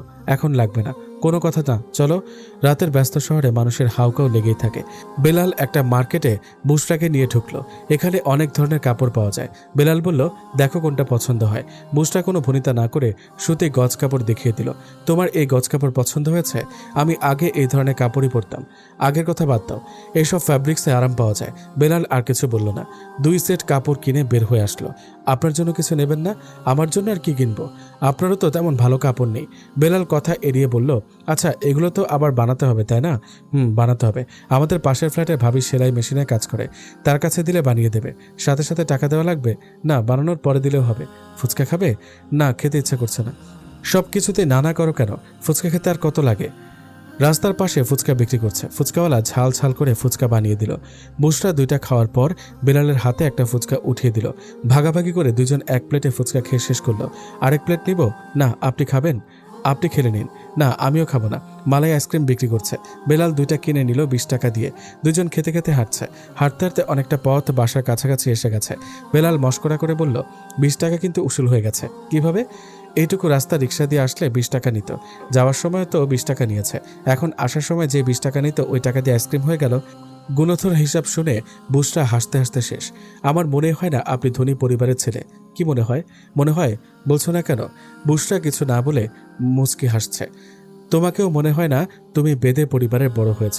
কি মনে হয়? বলবো না। তুমি বলনি, আমিও বলবো না। পুনরায় বুসরা হাসি দিল। মাশাআল্লাহ, তোমার হাসি সুন্দর, ধন্যবাদ। তোমার মনে আছে কি, ওই যে তোমার কপালে চুমু দিলাম? তৎক্ষণাৎ বুসরা পা থামিয়ে মুখে হাত দিয়ে দাঁড়িয়ে গেল। বেলাল হাত ধরল স্ত্রীর, তারপর হাতে ধরে হাঁটতে লাগলো। বুসরা মাথা নত করে আছে। বড় গাছের নিচে ইট সিমেন্ট দিয়ে বসার জায়গা করা হয়েছে। এখানে বসো, অনেকক্ষণ ধরে হাঁটছো। কথা বলছো না যে? বলুন, আমি শুনি। আমি আর কি বলবো? একটা বলেছি আর তাতেই তোমার জবান বন্ধ হয়ে গেছে। বেলালের ফোনে ইফার টেক্সট এসেছে, ভাইয়া, আম্মু তোমার জন্য কাঁদছে। তুমি কি খাও, কিভাবে থাকো, এই দুশ্চিন্তায় আছে। প্লিজ ভাইয়া ফিরে আসো। বোনের টেক্সট দেখে ফোন পকেটে রেখে দিল। আপনি কিছু ভাবছেন? না, তেমন কিছু না। কলেজে কাল তোমার প্রথম দিন, তুমি কি এক্সাইটেড? অনেকটা। কলেজের একজন টিচার আমার পরিচিত, কোনো সমস্যা হলে তাকে জানাবে। আমি প্রতিদিন দিয়ে আসবো, আবার নিয়ে আসবো। রাজীবের বোন ওই কলেজে পড়ে। 10 টাকার বাদাম কিনে দুজন খোসা ছিলে খেয়ে আবার হাঁটা ধরল বাসার দিকে। দুজনের মাঝে একদম জড়তা নেই, একে অপরকে খুব ভালো করে চিনছে এবং কাছে আসছে। বেলাল নিজেকে খোলা বইয়ের মতো মেলে ধরেছে, আর বুসরা পরখ করছে মার্জিত পুরুষের সবকিছু। বুসরা আগে থেকেই গুণী ছিল, এখন তাদের টানাটানির সংসারে বেশ হিসাব করে চলে। হাড়িতে চাল পর্যন্ত হিসাব করে চড়ায়। বুসরার এই দক্ষতা বেলালের চোখে পড়ে, ভালো লাগে তার কাছে। মেয়েটির হাসি মাখা মুখ, সরলতা, বেলালের পছন্দ অনুযায়ী রান্না করা, বেলালের আসতে দেরি হলে চিন্তিত হওয়া, ঘর সবসময় পরিপাটি করে রাখা, এই সব কিছুতে বেলাল নতুন এক সুখের ছোঁয়া খুঁজে পায়। ইদানিং টিউশনির সময় বুসরার কথা বারবার মনে হয়। পকেট থেকে ফোন বের করে মেসেজ করে বুসরার কাছে। বেলাল যেন এত কিছু কল্পনাও করেনি। ধীরে ধীরে বেলাল বুঝে গেছে এই মেয়েটি তার জন্য বিশেষ কিছু, যা সে এতকাল খুঁজে এসেছে, যাকে বলে পারফেক্ট জীবন সঙ্গিনী। বুসরা বিছানা ঝাড়া দিয়ে জিজ্ঞেস করলো, লাইট অফ করে দিব? অফ করে দাও। লাইট অফ করে বুসরা নিজের বালিশে শোয়া মাত্রই আক্রমণ হলো তার উপর। বেলাল হেঁচকা টানে বুসরার মাথাটা বুকে মিলিয়ে ফেলল। তপ্ত শ্বাস ঝরে পড়ল বেলালের বুকে। বুসরা যেন আচানক জমে গেল। আরও ভয়ানক কাজ করলো বেলাল। চিকন চিকন চুলগুলো সরিয়ে কানের লতিতে চুমু দিল। সাথে সাথে বুসরা চোখ বন্ধ করে ফেলল। বেলাল বেশ কতগুলো চুমু দিল। সর্বশেষ চুমু দিল টসটসে গালে। আষ্টে পৃষ্ঠে জড়িয়ে ধরে বলল, এখন থেকে এভাবেই ঘুমাবে। বুসরা হ্যাঁ বা না কিছুই বলল না। গুটিয়ে রাখা হাত বের করে বেলালের পিঠে চাপড়ে ধরল। এভাবেই দুজন ঘুমিয়ে গেল। সৈয়দ ভিলায় সকালের নাস্তার টেবিলে সবাই থমথমে বসে আছে। শাহনাজ খান চামচ নিয়ে নড়াচড়া করছে, তবে মুখে তুলছে না কিছু। ডাইনিং টেবিল ভর্তি খাবার, আর তার ছেলে কিনা না খেয়ে দিনরাত পার করছে। প্রথমে ভেবেছিল 2-1 দিন পরে বেলাল চলে আসবে সৈয়দ ভিলায়, কিন্তু মাস পেরিয়ে গেল, অথচ বেলালের পা পড়ল না এই বাড়িতে। বেলাল এত ঘাটতারামি করতো না আগে, বেয়াদবিও করতো না। শাহনাজ খানের অহংকার অহংকার ছিল বেলাল। সব দিক দিয়ে বেলাল ছিল পারফেক্ট। আজ সে ছেলে এক নিম্নবিত্ত পরিবারের মেয়ের জন্য বাবা মায়ের অবাধ্য হয়েছে। মেয়েটা গরিব হলেও একটা কথা ছিল, কিন্তু বংশ এবং জন্মের পরিচয় কারো কাছে প্রকাশ করার মতো নয়। সোসাইটিতে এখনও বেলালের বিয়ে নিয়ে প্রচার প্রসার হয়নি। শাহনাজ খানের বাধ্য চরিত্রবান ছেলের দিনকে দিন অনুপস্থিতিতে মন বিষিয়ে যাচ্ছে। বেলালের সাথে রাগ করে কথা বলে না, তবে ছেলে প্রতিদিন মায়ের খোঁজখবর নেয় ইফার কাছ থেকে। আচমকা টেবিলের ওপর থেকে কাচের জগ গ্লাস সব হাতের ছাপটা দিয়ে ফেলে দিল। হিংস্র বাঘিনীর ন্যায় ক্ষিপ্ত হয়ে বলল, বেলালকে দেখতে চাই আমি। ও না আসলে আমি পানীয় স্পর্শ করব না। এদিকে কলেজ থেকে বের হয়ে বুসরা খুঁজতে লাগলো কাঙ্ক্ষিত পুরুষের অবয়ব। তার স্বামী বলেছে ছুটি হলে নিতে আসবে। এই শহরে এই একটা লোক ছাড়া আপন বলতে আর কি আছে। বুসরা দিকবেদিক হারায়নি, চোখ ধরা দিল অপরিচিত এক যুবকের নেত্রপল্লবে। সাথী নামক মেয়েটার চোখে তার জন্য এমন হয়রানি দেখতে চেয়েছিল, তার জন্য এভাবে অপেক্ষা করতে চেয়েছিল, কিন্তু ভাগ্যের কি নির্মম পরিহাস। সে এত সাধনা করেও পেল না সুশ্রী মেয়েটার মিষ্টি চাহনি। পুরুষালী চোখে বিষাদের অশ্রুকণা গড়িয়ে পড়ল। যুবকটি মুছে ফেলল নোনতা পানি তৎক্ষণাৎ। চেয়েছিল একটু সাথে সাথে দেখা করে কথা বলবে। বেলালের সাথে হুট করে বিয়ে হওয়ার পর আভিজাত্য ঘরের ছেলে সাথীর সাথে সংসার করবে, নাকি শেষ হয়ে যাবে উঁচু নিচু ব্যবধানের সমীকরণ। সাথী যদি নেতিবাচক কোনো ইঙ্গিত দিত, তবেই এই অসহায় প্রেমিক হন্যে হয়ে কিছু একটা ব্যবস্থা করে সাথীকে তার করে নিত। কিন্তু সাথীর কাছে যাওয়ার আগেই দেখে বেলাল এগিয়ে আসছে বুসরার দিকে। বুসরার হাত ধরে গেট অতিক্রম করে চলে গেল ধীরে ধীরে দৃষ্টি সীমানার বাইরে। পুনরায় ঝাপসা হয়ে এলো অপরিচিত আগন্তুকের চোখজোড়া। আজ প্রথম দিন কেমন গেল? ভালো। কোনো ফ্রেন্ড হয়েছে? 2-3 জনের সাথে কথা হয়েছে। রাজীব ভাইয়ের বোন আমাকে ক্যান্টিনে নিয়ে গিয়েছিল। আপু অনেক জোর করে কিছু খেতে দিয়েছে। ব্যাগ থেকে কাগজে মোড়ানো একটা সিঙ্গারা আর একটা সমুচা বের করে বেলালের সামনে ধরল। কি হয়েছে? খেয়ে ফেলুন। তুমি খাওনি? আমি খেয়েছি। আপনার জন্য এই 2টা রেখেছি। রেখে দিলে কেন? খাওয়ার সময় আপনার কথা মনে হয়েছিল। তো আর কি, কাগজে ঢুকিয়ে রেখেছি যেন আপনাকে দিতে পারি। বেলাল না করল না। ক্ষুধা লেগেছে অনেক। এই সময় এসব খায় না, কিন্তু ক্ষুধার সময় ভাজা পোড়াও অমৃত মনে হলো। সিঙ্গারা সমুচা খেয়ে হাঁটতে লাগলো। একটা দোকান থেকে পানি পান করে উঠে যাবে, ঠিক তখনই বেলালের কিছু একটা খটকা লাগলো। সাদা গাড়িতে বসা কেউ একজন তাদের দিকে তীব্র দৃষ্টি দিয়ে রেখেছে। এই দৃষ্টির মালিক আর কেউ না, লিসা। বেলালের বিতৃষ্ণা লেগে গেল মারাত্মক। যেমন করে চোখ দিয়েছে মনে হচ্ছে দূর থেকে লক্ষ্য স্থিরে দক্ষ। বুসরা, চলো বাসায় যাই। লিসার শকুনের মতো খাড়া দৃষ্টি উপেক্ষা করে বেলাল স্পর্শ করল কোমল দুটি হাত। জ্বলন্ত চোখে লুকিং গ্লাসে সেই ধরাধরি লিসার তেজ আরো বেড়ে গেল। বেলালকে মন দিয়ে বসেছিল লিসা। সেই মনের মূল্য দেয়নি বেলাল হোসেন। এত অপমান আর রিজেক্ট করার বদলা নিবে অন্যভাবে। বিড়বিড় করে লিসার মুখ থেকে উচ্চারিত হয়, একটা সস্তা বেদে মেয়ের কাছে আমার অনুভূতি তুচ্ছ করে তুলে ধরেছ তুমি। দেখে নিব এই বেদে মেয়েকে নিয়ে কত দূর যেতে পারো গরিবী হালতে। সূর্য তখন মধ্য গগনে দণ্ডায়মান। প্রখর রোদ ছড়িয়ে দিচ্ছে পৃথিবীর বুক চিরে। রোদের তাপে মানুষের যান অতিষ্ঠ। বেলাল যেন এই পরিবেশে নিজেকে পুরোপুরি মানিয়ে নিয়েছে। এমনিতেও তার বন্ধু মহলের সাথে এভাবে চলাফেরা করা তার অভ্যাস আছে। সৈয়দ ভিলার গ্যারেজে তার জন্য একটা দামি কার বরাদ্দ রয়েছে। বেলাল সেই গাড়ি হাতে গোনা কয়েকবার ড্রাইভ করেছে। শুধু মামার বাড়ি খানবাড়িতে যাওয়া হয়েছে সেই গাড়ি দিয়ে। তাছাড়া সবসময় বন্ধুদের সাথে রিক্সা বা পায়ে হেঁটে কোথাও যাওয়া, এগুলো তার কাছে ভালো লাগে। বেলাল ফ্রেশ হয়ে বিছানায় শুয়ে পড়ল। আজকাল খুঁজেছে ফয়সালের সাথে অনেক জায়গায়, মন মতো মিলানো বড় দুষ্কর। ক্লান্ত লাগছে তার। বুসরা ঝটপট গোসল সেরে মাথায় গামছা পেঁচিয়ে রান্নাঘরে চলে গেল। ডিম ভাজি করে শুকনা মরিচ পোড়া দিল 2টা। সকালে ডাল আর তেলাপিয়া মাছ ভুনা করে রেখে গেছে। ভাত তরকারি সামনে রেখে বলল, উঠে তাড়াতাড়ি খাবার খান, আপনাকে ক্লান্ত দেখাচ্ছে। কারো স্নান করা স্নিগ্ধ চেহারা দেখে ক্লান্তি দূর হয়ে গেছে। সত্যি? আমার ভেজা চেহারা আপনার ভালো লাগে? হ্যাঁ। বুসরার প্লেটে ভাত বেড়ে আস্ত ডিম আর মাছ তুলে দিল। বেলাল অর্ধেকটা ডিম ছিঁড়ে বুসরার প্লেটে রেখে দিল। ডিম ভাজি করলে কেন? শুধু মাছ আর ডাল দিয়ে যদি খেতে না পারেন তাই ডিম ভাজলাম। তোমার হাতের যে কোনো রান্না সুস্বাদু হয়। বাড়তি কিছু না হলেও পেট ভরে খাওয়া যায়। খাওয়া নিয়ে আমার জন্য এত চিন্তা করবেন না। দিন গিয়ে রাত নেমে আসলো ধরনের বুকে। ইট পাথরের বিল্ডিংয়ে বসবাসরত মানুষগুলো খোলামেলা বাতাস টেনে নিতে পারে না শরীরে। শীতল বাতাস বইছে অন্ধকার রজনীতে। চাঁদের আলো ভূমির ফাঁকা জায়গায় পড়ছে। আজকের রাত বেলাল বুসরা দম্পতির জন্য স্পেশাল নাইট। বেলাল সহধর্মিণীকে কাছে টেনেছে পবিত্র বন্ধনে। ছোট ফ্ল্যাটে তাদের সংসার শুরু হয়েছে। ভরসা তৈরি হয়েছে, খুনসুটি এবং কাছাকাছি হয়েছে। বেলাল বারবার বলেছে, তোমার পুরো মুখে স্নিগ্ধতা বিরাজ করে, তুমি একটা স্নিগ্ধময়ী। বুশরা লজ্জা আভা ভেদ করে অনেক কথা বলল। আমি কোনো পুরুষের নৈকট্য লাভের কামনা করিনি, কিন্তু এখন আপনার নৈকট্য আমার জন্য পরম সৌভাগ্য। আমি পুরোপুরি আপনার হতে চাই, আপন নারী হতে চাই। বেলালের উন্মুক্ত পিঠে হাত রেখে বলল, পবিত্রতা অপবিত্র এই দুইয়ের মাঝে অন্য তফাৎ বিশ্লেষণ করতে পারবো না, শুধু অনুভব করতে পারছি। বেলাল মুখ গুজে দিল স্ত্রীর গলায়, মোলায়েম গলায় বলল, সত্যি করে বলছি, তোমাকে আমার একবারের জন্য বেদেকন্যা মনে হয়নি, তোমাকে মনে হয় স্নিগ্ধকন্যা। বুশরার হাত ধরে বেলাল সৈয়দ ভিলায় প্রবেশ করল। এভাবেই বের হয়েছিল, এভাবেই আজ প্রবেশ করেছে। শাহনাজ খান খাওয়া দাওয়া ছেড়ে দিয়েছে। ইফার কাছ থেকে শুনে মায়ের সাথে দেখা করতে এসেছে বেলাল। বুশরার গায়ে কলেজ ড্রেস, কলেজ থেকে সোজা এই বাড়িতে এসেছে। বুশরা আগের বারের মতো এবারেও ভয়ে জড়সড় অবস্থা। বাড়ির সার্ভেন্টরা সেদিনের মতো বড় বড় চোখ দিয়ে তাকিয়ে আছে। আজকেও যে এই মেয়েকে নিয়ে আসবে এ যেন কেউ ভাবতেও পারেনি। বেলাল সোজা মায়ের রুমে ছুটল। বেলাল এসেছে খবর ছড়িয়ে গেছে ইয়াসিনের কাছে, ইফার কাছে। বাবা মায়ের বেডরুমে সবাই উপস্থিত, কিন্তু বেলালের সাথে বুশরাকে দেখে কারো মেজাজ ঠিক থাকলো না। বেলাল ট্রে থেকে আপেলের কোয়া হাতে নিয়ে শাহনাজ খানের মুখে ঢুকিয়ে দিল। আম্মু খেয়ে নাও, আমি এসেছি।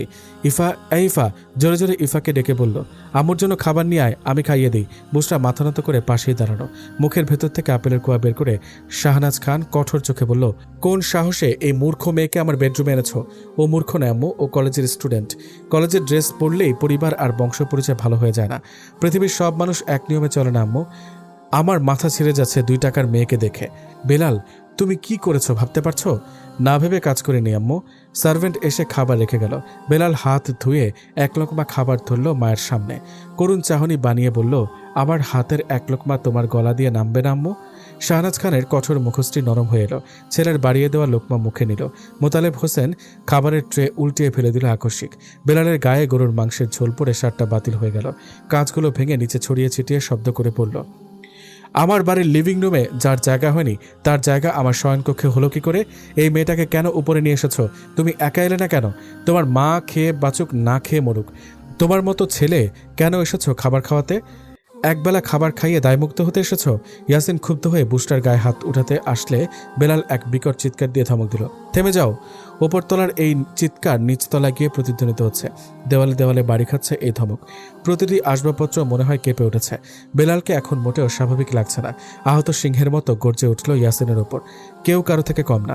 ইয়াসিন সারের মতো চিল্লিয়ে ফুঁসতে ফুঁসতে বলল, আম্মু, আম্মু, দেখো তোমার চোখের মনি তোমার বেলাল আমাকে কিভাবে ধমক দিল। ওই নোংরা মেয়েটার জন্য ও আমাকে ধমক দিয়েছে। শুধু ধমক না, আমার স্ত্রীর গালে থাপ্পড় যদি পড়তো তবে তোমার হাতের চামড়া খুলে ফেলতাম। নোংরা কাকে বলো? নোংরা তো তুমি, নোংরা তোমার হাত। তোর এত বড় স্পর্ধা, আমার হাতে চামড়া খুলে ফেলবি? আমার উগ্র আচরণ তুমি এনেছ। ছোট ভাইয়ের বউকে যে মারতে আসে তাকে জানোয়ারের সাথে তুলনা করলে খারাপ হবে না। তুমি একটা জানোয়ার। তুমি না ভালো প্রেমিক হতে পেরেছ, না ভালো স্বামী, না ভালো সন্তান হতে পেরেছ। একটাও হতে পারোনি। এমনকি একজন দায়িত্বশীল ভাইও তো হতে পারোনি। আমি না হয় ভালো ছেলে হতে পারিনি, কিন্তু তুই কি হয়েছিস? তোর কারণে আম্মু কাঁদে কেন? খাওয়া দাওয়া ছেড়ে দেয় কেন? স্যালাইন লাগাতে হয় কেন? আমার ভালো আমি চেয়েছি। প্রতিটা মানুষের নিজের মতো ইচ্ছা থাকে, আমারও আছে। বাবা মা ছেলের কখনো অমঙ্গল চায় না, কিন্তু মঙ্গল করতে গিয়ে অমঙ্গল ঘটিয়ে ফেলে। এই পর্যন্ত আমি কোনো কাজে কোনো জায়গায় অবাধ্য হয়েছি, অমান্য করেছি শুধু লিসার বেলায়। লিসাকে নিয়ে আমার সাথে জোরপূর্বক কিছু না করলে আমি আমার মতো থাকতাম। লিসার চেয়ে শতগুণ ভালো আমার স্ত্রী। বিয়ে করেছি, সম্মান দিয়েছি, ভরণ পোষণের দায়িত্ব নিয়েছি। ভালো করেছি, খারাপ কিছু করিনি। আমার সুখ খুঁজেছি। লিসার সাথে আমার জীবন জাহান্নাম হতো, আর বুশরার সাথে শান্তি পাই। মাছ, ডিম, ডাল ভর্তা খেয়ে তৃপ্ত হয়ে বাঁচা যায়। আমার বউ আমার সম্মান। কেউ আমার সামনে তার গালে থাপ্পড় দিবে, তবে আমার গালে জুতা মারার সমপরিমাণ। স্ত্রীকে সম্মান কিভাবে দিতে হয় তা তুমি জানো না, তুমি এবং মানও না। তুমি যদি আমার বউকে মারতে আসো তবে আমিও তোমাকে বড় ভাই মানব না। ইয়াসিন বেলালের শার্টের কলার ঝাঁকিয়ে রক্তিম চোখে বলল, একটা বেশ্যার জন্য আমার সাথে গলাবাজি কিভাবে করিস? বেলাল খুশি মেরে দিল ইয়াসিনের গালে। শাহনাজ খান চিৎকার করে উঠল। ইফা ভয়ে কান্না করে দিয়েছে। মোতালেব হোসেন বিস্মিত। বেলাল রাগে কাঁপতে কাঁপতে সৈয়দ ভিলা কাঁপিয়ে ভয়ানক চিৎকার করে বলল, তোর জিহ্বা টেনে ছিঁড়ে ফেলবো। আমার স্ত্রী পবিত্র এবং আমার জন্য পবিত্র ফুল। তাকে প্রস্টিটিউট বলার তুই কে?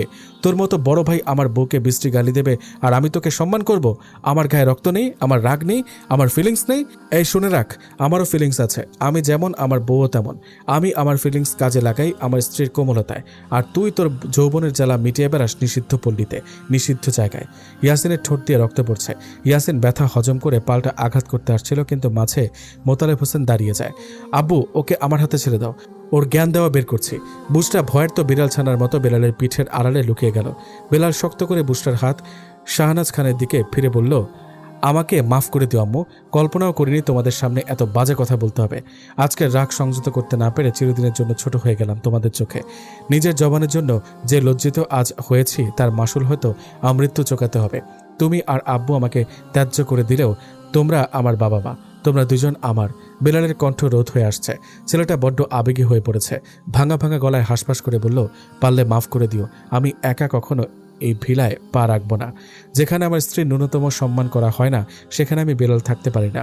বেলালের চোখ লাল হয়ে আসছে, নাকের পাটা ফুলে উঠছে। শেষবারের মতো মায়ের দিকে ফিরে বলল, আমি ছাড়া তোমার আরও 2জন সন্তান রয়েছে। তুমি আমাকে ছাড়াও তাদের মাঝে মাতৃত্ব খুঁজতে পারবে, কিন্তু আমাকে ছাড়া বুসরার কেউ নেই আম্মু। মেয়েটা খুব সরল আর স্নিগ্ধ, কিন্তু তোমরা বুঝলে না এবং চিনলে না। তারপর বাবার দিকে ফিরে বলল, আমার সার্টিফিকেট কাগজপত্র কিছুই তুমি দিলে না, এই কারণে যে যেন ভালো কোনো জব না পাই। সমস্যা নেই, জব ছাড়াও মানুষ ইনকাম করছে, আমিও তাই করব। সৈয়দ ভিলায় ভোগবিলাস অনেক করেছি, এবার পরিশ্রম করব। এখন নিম্নবিত্ত আছি, ধীরে ধীরে মধ্যবিত্ত হয়ে যাব ইনশাল্লাহ। কিরমিরিয়ে মোতালেব হোসেন বললেন, ভালোই বউভক্ত হয়েছ। আমার বউ জামাই ভক্ত, তাই আমিও বউ ভক্ত। আম্মুর খেয়াল রাখবে। চলে গেলাম তোমার আভিজাত্যের ভিলা থেকে, যেখানে মনুষ্যত্বের মূল্য নেই, মেয়ে লোকের সম্মান নেই। দরজা পার হতে ইফা ব্যঙ্গাত্মক সুরে বলল, বেদের মেয়ে জ্যোৎস্নার জন্য দেওয়ানা হয়ে গেছো শেষমেশ। সম্মান দিতে না পারলে কটাক্ষ করবি না ইফা। ইফা গর্জে উঠে বলল, সম্মান মাই ফুট। তোমার মতো আমার রুচি দুর্ভিক্ষ হয়নি, একটা 2 আনা মেয়ের জন্য হাউকাউ করব। বেলাল ওয়ার্নিং দিয়ে বলল, বড় ভাইকে ঘুষি দিয়েছে লাগামহীন কথায়, আর তুই তো আমার ছোট, ডোন্ট সাউন্ড। বেলাল উপর তলা থেকে নিচে তলায় নামার জন্য একটা সিঁড়িতে মাত্র পা দিয়েছে, ঠিক তখন ইয়াসিন আরেকটা বাজে কথা বলেছে বুসরার নামে। শুধু বুসরাকে না, বেলালকে সহ। বেলালের তিরিক্ষ মেজাজ আর নিয়ন্ত্রণে রইল না।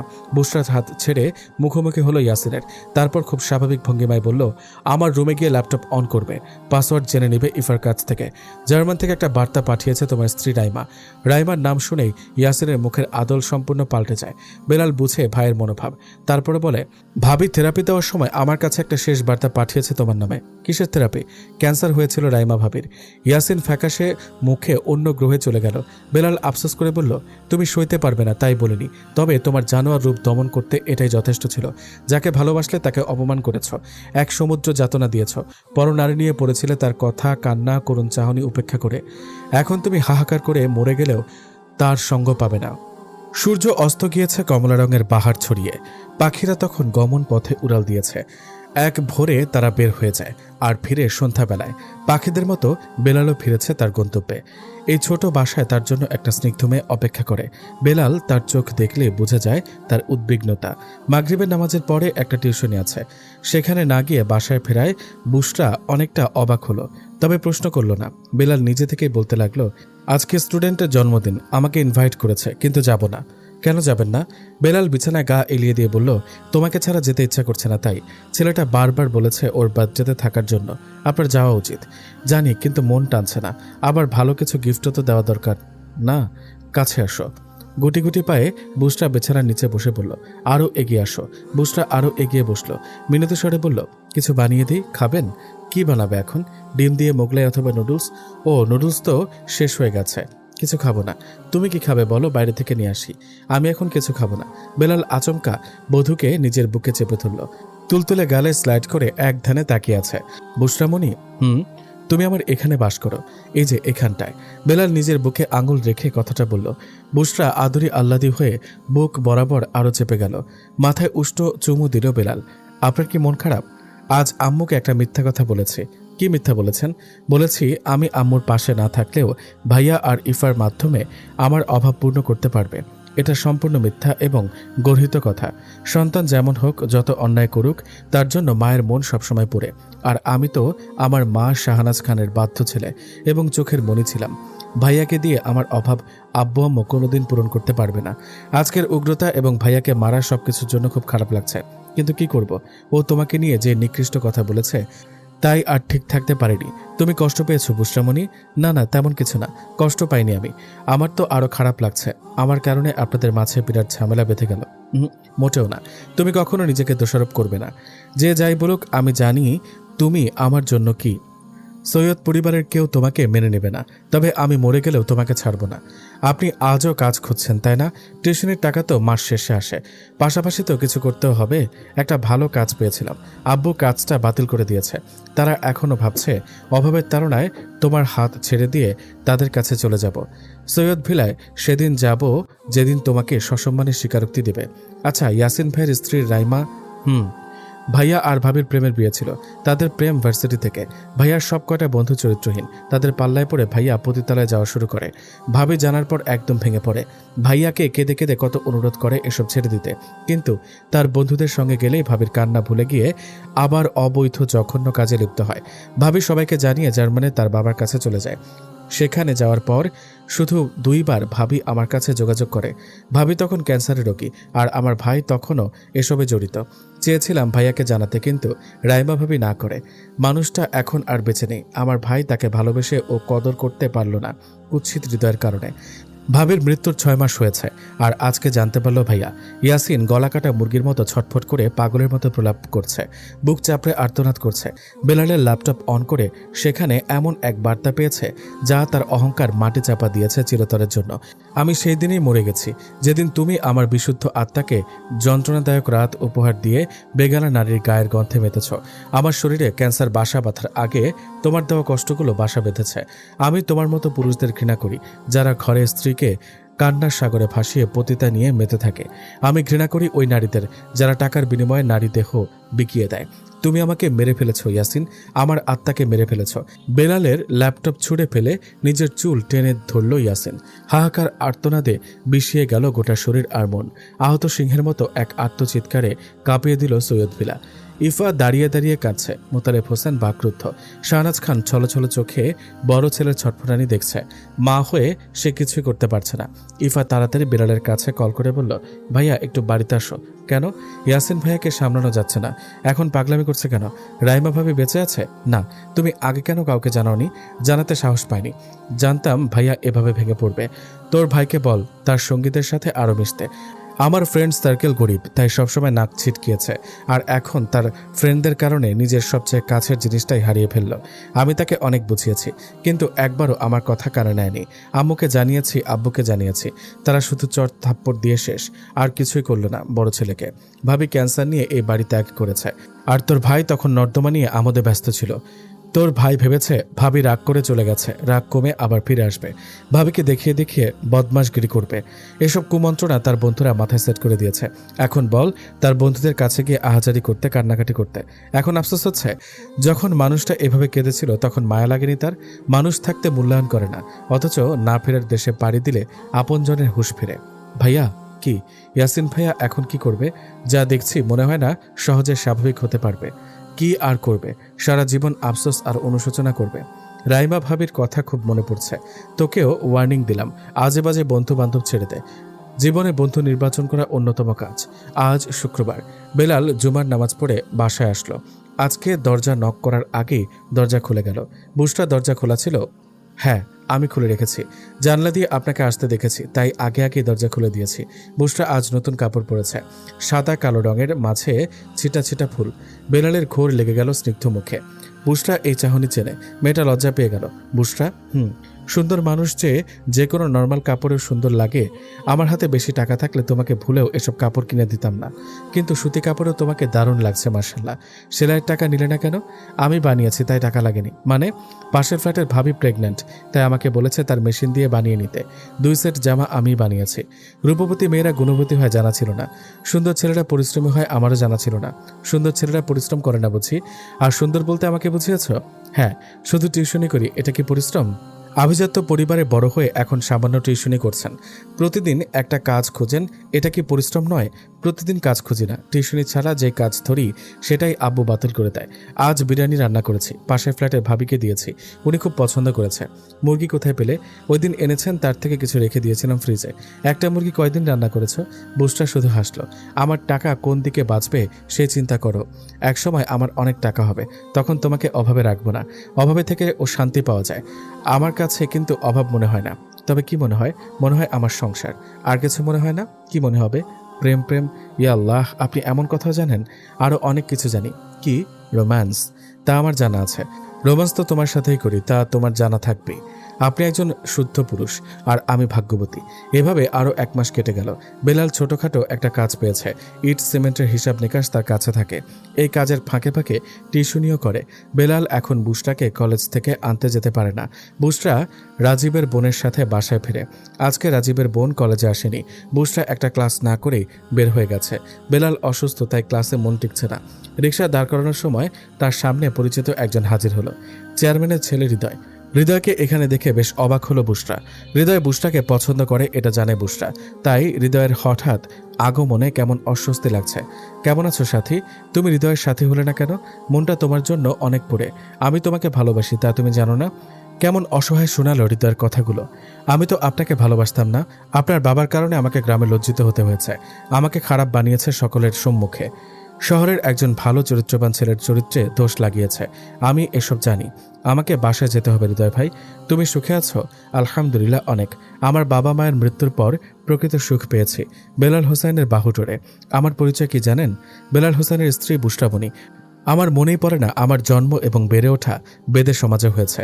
তুমি সুখে আছো, আমি কিন্তু সুখে নেই। তোমাকে নিয়ে সুখে থাকতে চেয়েছিলাম, কিন্তু আমিও তোমাকে সুখী রাখতে চেয়েছি। আমাকে ভুলে যান। এক জীবনের সবাই সবকিছু পায় না। ধনীর দুলাল যদি তোমার হাত ছেড়ে দেয়, ভয় দেখাচ্ছেন? না, শুধু সত্যি কথা বলছি। তুমি বেদে মেয়ে, এটা যেমন সত্যি, তবে তুমি অমায়িক, এটাও সত্যি। আপনার বাবা চেয়ারম্যান। গ্রামের এমন 3-4 জন চেয়ারম্যানকে ক্ষমতাচ্যুত করার ক্ষমতা রয়েছে বেলাল হোসেনের বাবার। সেই বাবার কথার অমান্য হয়ে আমার হাত ধরেছে মিস্টার বেলাল। আমার হাত ছেড়ে দিলে প্রথমে ছেড়ে দিত, কিন্তু কেন ছাড়েনি? কারণ আমার সাথে সে বিয়ের বন্ধনে আবদ্ধ হয়েছে। এখন বিয়ে ভাঙে অহরহ।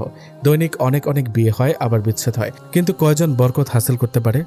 আমরা পেয়েছি। এই বরকত থেকে বের হলে কেউ শান্তিতে থাকবো না। আমার স্বামী অসুস্থ, এখানে দাঁড়িয়ে কথা বলার সময় নেই। আর কখনো এখানে আসবেন না আমার জন্য। আমি মন থেকে দোয়া করছি আপনি সুখী থাকুন কাউকে নিয়ে, আর আমাকে ভুলে যান চিরতরে। আমি আপনার মোহ ছাড়া কিছুই না। বিয়ে করে সংসারী হয়ে যান। স্ত্রীকে সময় দিন। বুশরা চলে গেল। হৃদয় চেয়ে রইল শেষ পদতলের চিহ্নের দিকে। আর দেখতে পাবে না তার একতরফা ভালোবাসাকে। যাকে ভালোবেসেছিল সে আজ বলে গেল আরেকজনকে বিয়ে করে সুখী হতে। হৃদয়ের ভালোই লাগলো সাথীর পরামর্শ। একতরফা ভালোবাসা পুষে রেখে কষ্টে থেকে লাভ নেই। জীবনের মোড় অন্যদিকে সূচনা করে স্ত্রীও। বুশরা ব্যাগ রেখে তাড়াতাড়ি ড্রেস পাল্টে স্বামীর কাছে আসলো। মাথায় হাত দিয়ে চেক করলো এখনো জ্বর আছে কিনা। চলে আসলে কেন? আমি যেতে চাইনি, আপনি জোর করে পাঠিয়েছেন। চিন্তা হচ্ছিল খুব। আজ পড়াতেও যাবেন না, কাজেও যাবেন না, খালি রেস্ট করবেন। চলো তোমাকে নিয়ে বের হই। এই শরীর নিয়ে বের হবেন? আমার তো মানব শরীর, দানব শরীর কোথায় পাবো? তাই মানব শরীর নিয়ে বের হতে হবে। ঠোঁট উল্টে বুশরা বলল, আমি কি এটা বলেছি? মুখটা এমন করলে আদরি লাগে। আপনার জন্য প্যাকেটে স্যুপ এনেছি, রান্না করে দিচ্ছি। সকালে মাছ আর ভাজি করেছিলাম। জ্বরের মুখে এগুলো ভালো লাগবে না, অন্য কিছু করে দিই। কিছু খেতে ইচ্ছা করছে? কিছুই খেতে ইচ্ছা করছে না গো। শুটকি এনেছি, ভর্তা বানিয়ে দেব। কি ভর্তা? পেঁয়াজ দিয়ে শুকনা শুকনা করে রান্না করতে পারবো, আবার বললে পাটায় বেটে দিতে পারবো। আপনি কিভাবে খেতে পারবেন ওটা বলুন। পাটায় বাটবে কি করে? পাশের ফ্ল্যাটে গিয়ে পাটায় বেটে আনবো। সত্যি করে একটা কথা বলবে? কি? আজকাল আমি দেখি তুমি এটা সেটা কেনো, টাকা পাও কোথায়? আবার শপিং ব্যাগে মোড়ানো নতুন পাঞ্জাবি দেখেছি, ওটা নিশ্চয়ই আমার জন্য। কখন কিনলে আর টাকা কোথায়? আমি তোমাকে বাড়তি এত বেশি দেই না যা দিয়ে। বেলালের অসম্পূর্ণ কথা থাকতেই আচমকা বুশরা জাপটে ধরল। আমি কিছু জানতে চাইছি। নিঃশব্দে বুশরা কাঁদছে। আমার মনে হয় তুমি আমাকে না জানিয়ে কিছু করছো, তাই না? 3 জন বাচ্চাকে পড়াই, 500 করে দেয়। আর কি? সেলাইয়ের কাজ করি, শুধু 2 জন মহিলার কাপড় বানিয়েছি। আপনি না করলে আর এসব করব না। আমাকে জানাওনি কেন? যদি না করে দেন তাই। তোমাকে কি বলবো বুঝতে পারছি না, মাফ করে দেন।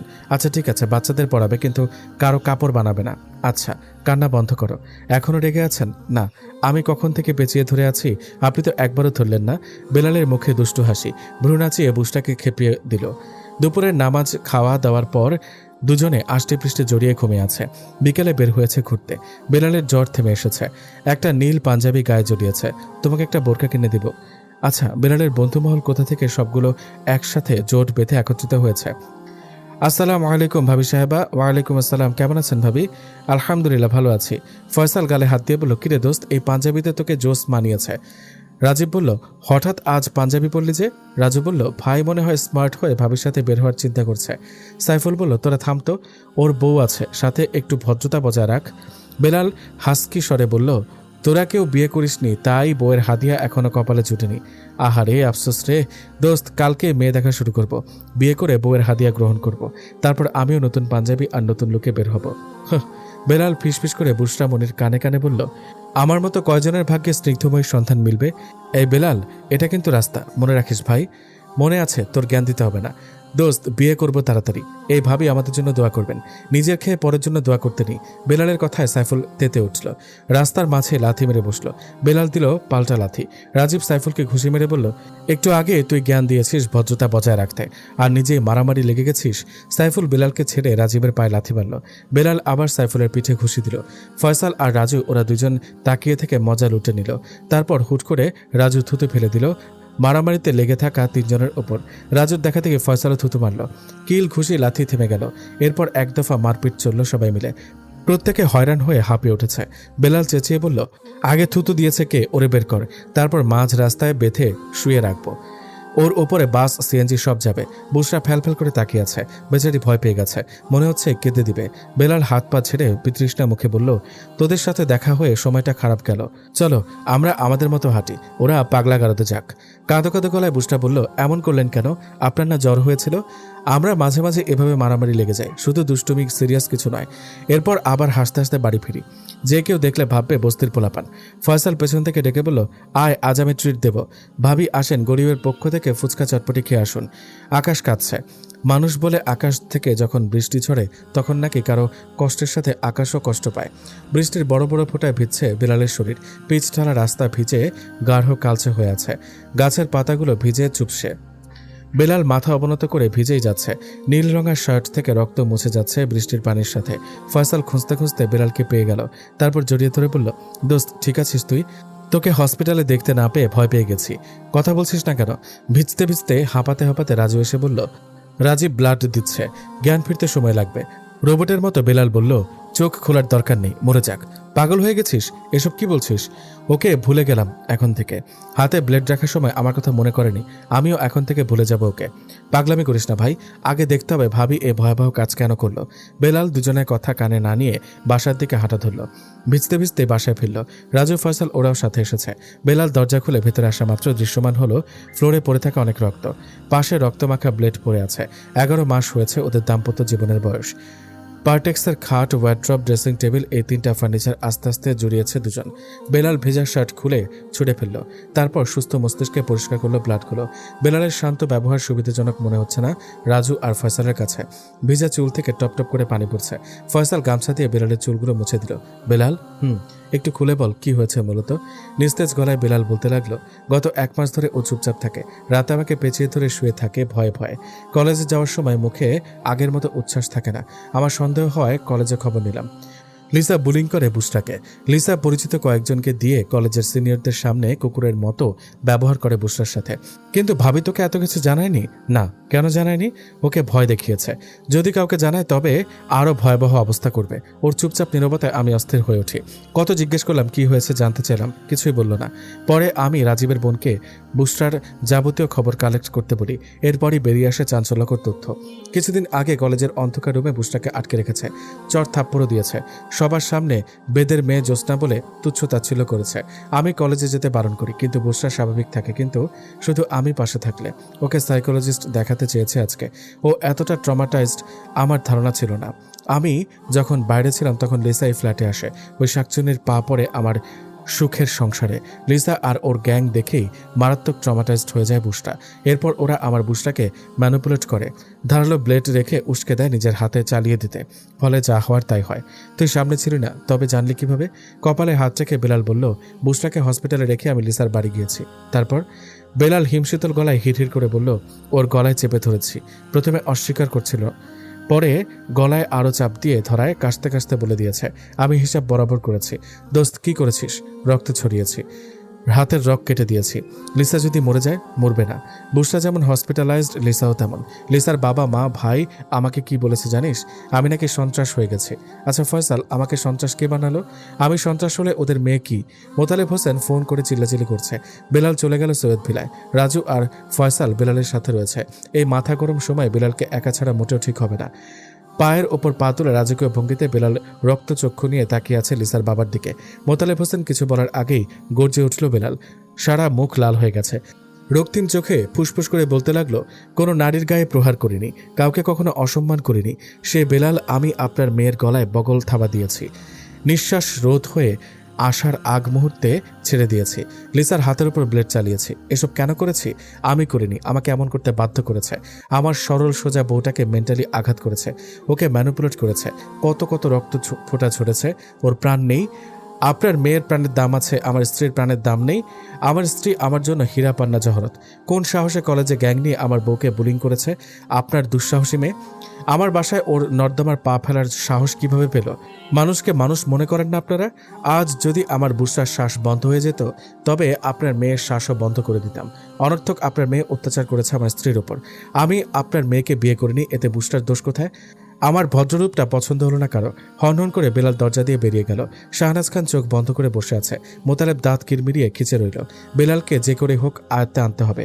প্রতিবেশী সবাই বেলালের বিয়ের কথা জেনে গেছে। কেউ টিপ্পনি কাটে, কেউ ঠাট্টা করে। ইয়াসিন রাইমার শোকে ড্রিঙ্ক করে দিনরাত ঘুমিয়ে থাকে। কোনো ছেলে হাতের মুঠে থাকলো না। মিনিট দুয়েক পরেই মাথা ব্যথার উপস্থিতি জানান দিল। বেলাল দূরে দাঁড়িয়ে পর্যবেক্ষণ করলো, তবে কাছে আসলো না। একজন নার্স এগিয়ে এসে চেক করে চলে গেল। বুসরার নজর পুরোপুরি বেলালে আবদ্ধ হওয়ার পরেই অমায়িক হাসি দিল। কিন্তু আজকের মতো গম্ভীর ভাব আগে কখনো বুসরা দেখেনি, এমনকি আচমকা বিয়ের দিনও দেখেনি। বেলালের নির্বাক দৃষ্টি বুসরার বুকে জ্বলুনি ধরিয়ে দিল। টলটলে চোখে তাকিয়ে থেকে লাভ হলো না। বেলাল দৃষ্টতা দেখিয়ে কেবিনের বাইরে চলে গেল। বুসরা হাতের দিকে চেয়ে মনে হয়ে গেল পূর্বের আবছা কিছু বিষাদের যন্ত্রণা। তার থেকে আরও বেশি কষ্ট হচ্ছে স্বামীর ব্যবহারে। মেয়েটা এখনও বুঝতে পারছে না এর রাগান্বিত ব্যবহার সে প্রাপ্য। রাজীবের বোন মাথায় আলতো হাত রেখে বলল, তুমি কেমন বোধ করছো? আমার কি হয়েছিল? তোমাকে ম্যানিপুলেট করা হয়েছিল। লিসা তোমার সাথে কতদিন ধরে এসব করছে? তুমি বেলাল ভাইকে বলনি কেন? কলেজে অন্তত আমাকে বলতে পারতে। আমার কি জানি হয়েছিল। উনি কি রেগে আছেন? শুধু রেগে না, অনেক কষ্ট পেয়েছে। ভাইয়া বলেছে তোমাকে রক্তাক্ত অবস্থায় পাগলের মতো ছুটে হসপিটালে নিয়ে এসেছে। তারপর মুখে 2 হাত রেখে কেঁদেছে ফুপিয়ে ফুপিয়ে। ছোট থেকে বেলাল ভাইকে দেখে আসছি, কখনো এভাবে কাঁদতে দেখিনি। এমন পাগলামি তো নয়ই। তোমাদের দুজনের বন্ডিং এত ভালো, তবে এত বড় একটা ঘটনা কেন আড়াল করে রেখেছ? আমি জানি না, আমি ভয়ে ছিলাম। ওরা আমাকে কি জানি করেছে। আমি আমি বুসরার প্যানিক অ্যাটাক হচ্ছে। রাজীবের বোন ভয় পেয়ে ডক্টর ডাকতে শুরু করে। বেলাল শুনেও আসলো না।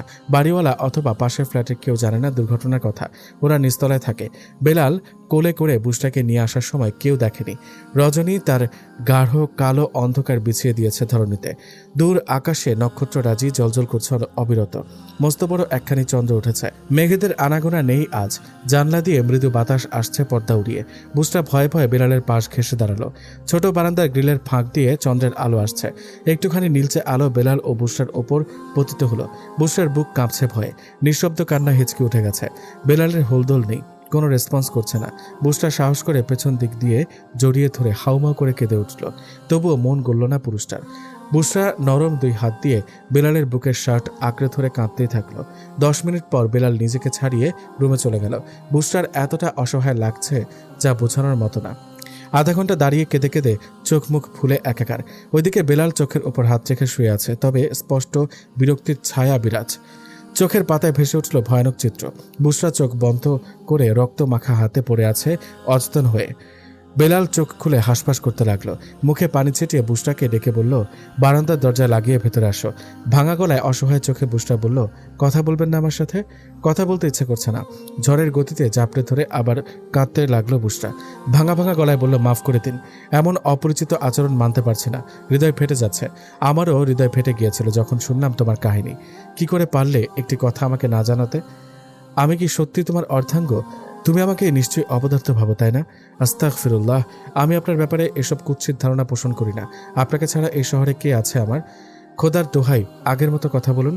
তোমাকে ওই অবস্থায় দেখে আমার কি হয়েছিল ভাবতে পারবে না। বুসরা আর একটি কথাও বলতে দিল না বেলালকে। ক্রন্দনরত লালচে মুখশ্রী নিয়ে এলো পাথারি চুমু দিল অভিমানী পুরুষের সারা মুখে। এই প্রথম এই পদক্ষেপ। এদিকে বেলালের হাসি পেয়ে গেছে, তবে প্রকাশ না করে গাম্ভীর্যতা বজায় রেখে বলল, এসব করে কোনো লাভ নেই। আমি তোমার সাথে কথা বলতে চাইছি না। আঁখি পল্লবে বড্ড অসহায়ত্ব দেখা দিল মেয়েটার। বেলালের মুখ ফিরিয়ে নেওয়া কোনোভাবেই সইতে পারল না। আবারও প্যানিক অ্যাটাক হলো।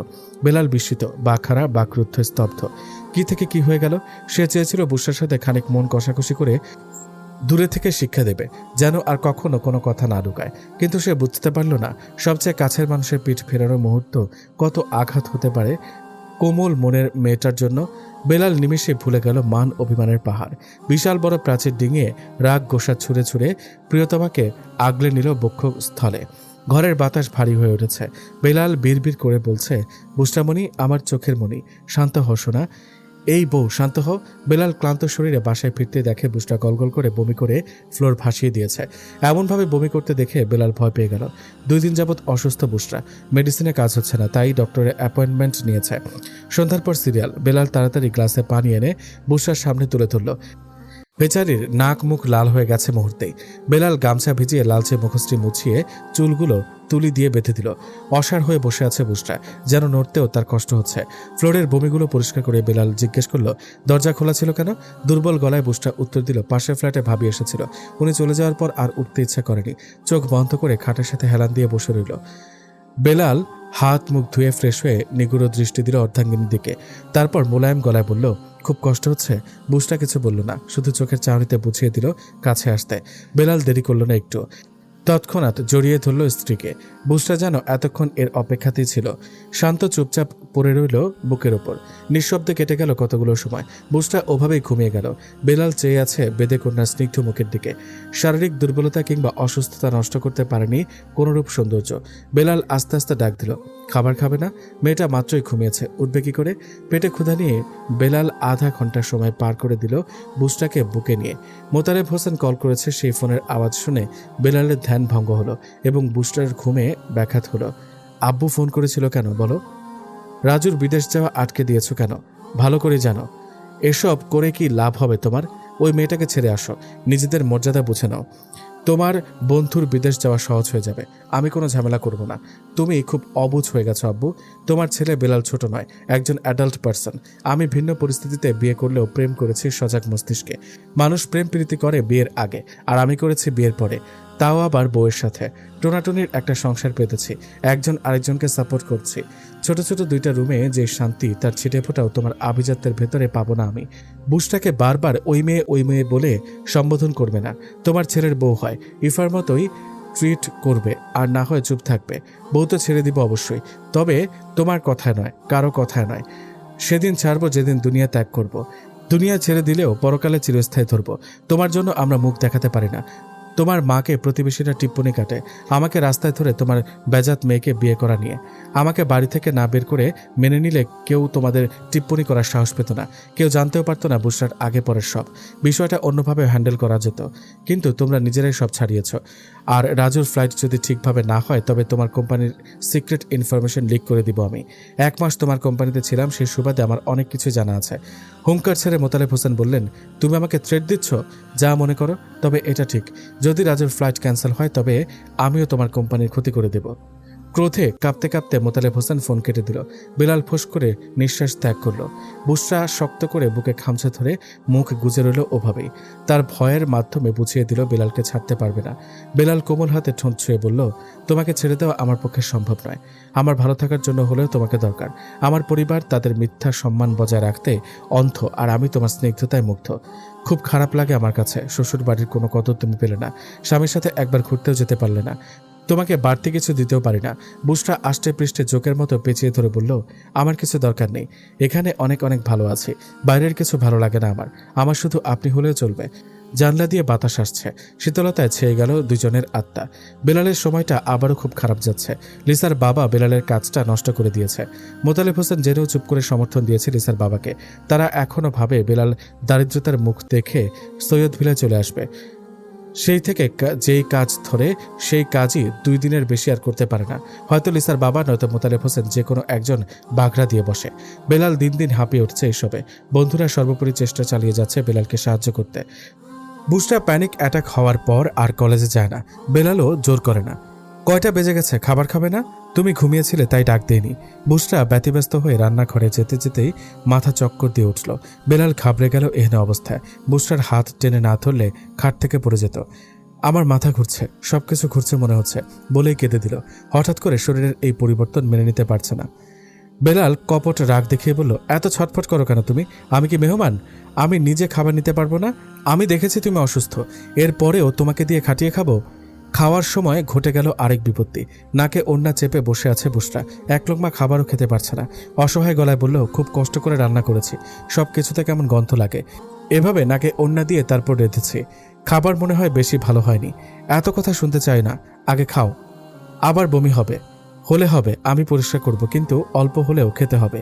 বেলাল মুখের সামনে মাছ পোনা দিয়ে লোকমা দিতেই ঝড় ছড়িয়ে কেঁদে ফেলল বুসরা। ধরা গলায় বলল, বিশ্বাস করুন, একটুও খেতে ইচ্ছা করছে না, কেমন জানি লাগে। আগে তো কখনো এমন হয়নি, জ্বর হলেও খাবারের প্রতি এত অনীহা আসেনি। বেলাল এবার পুরোপুরি বিচলিত হয়ে গেল।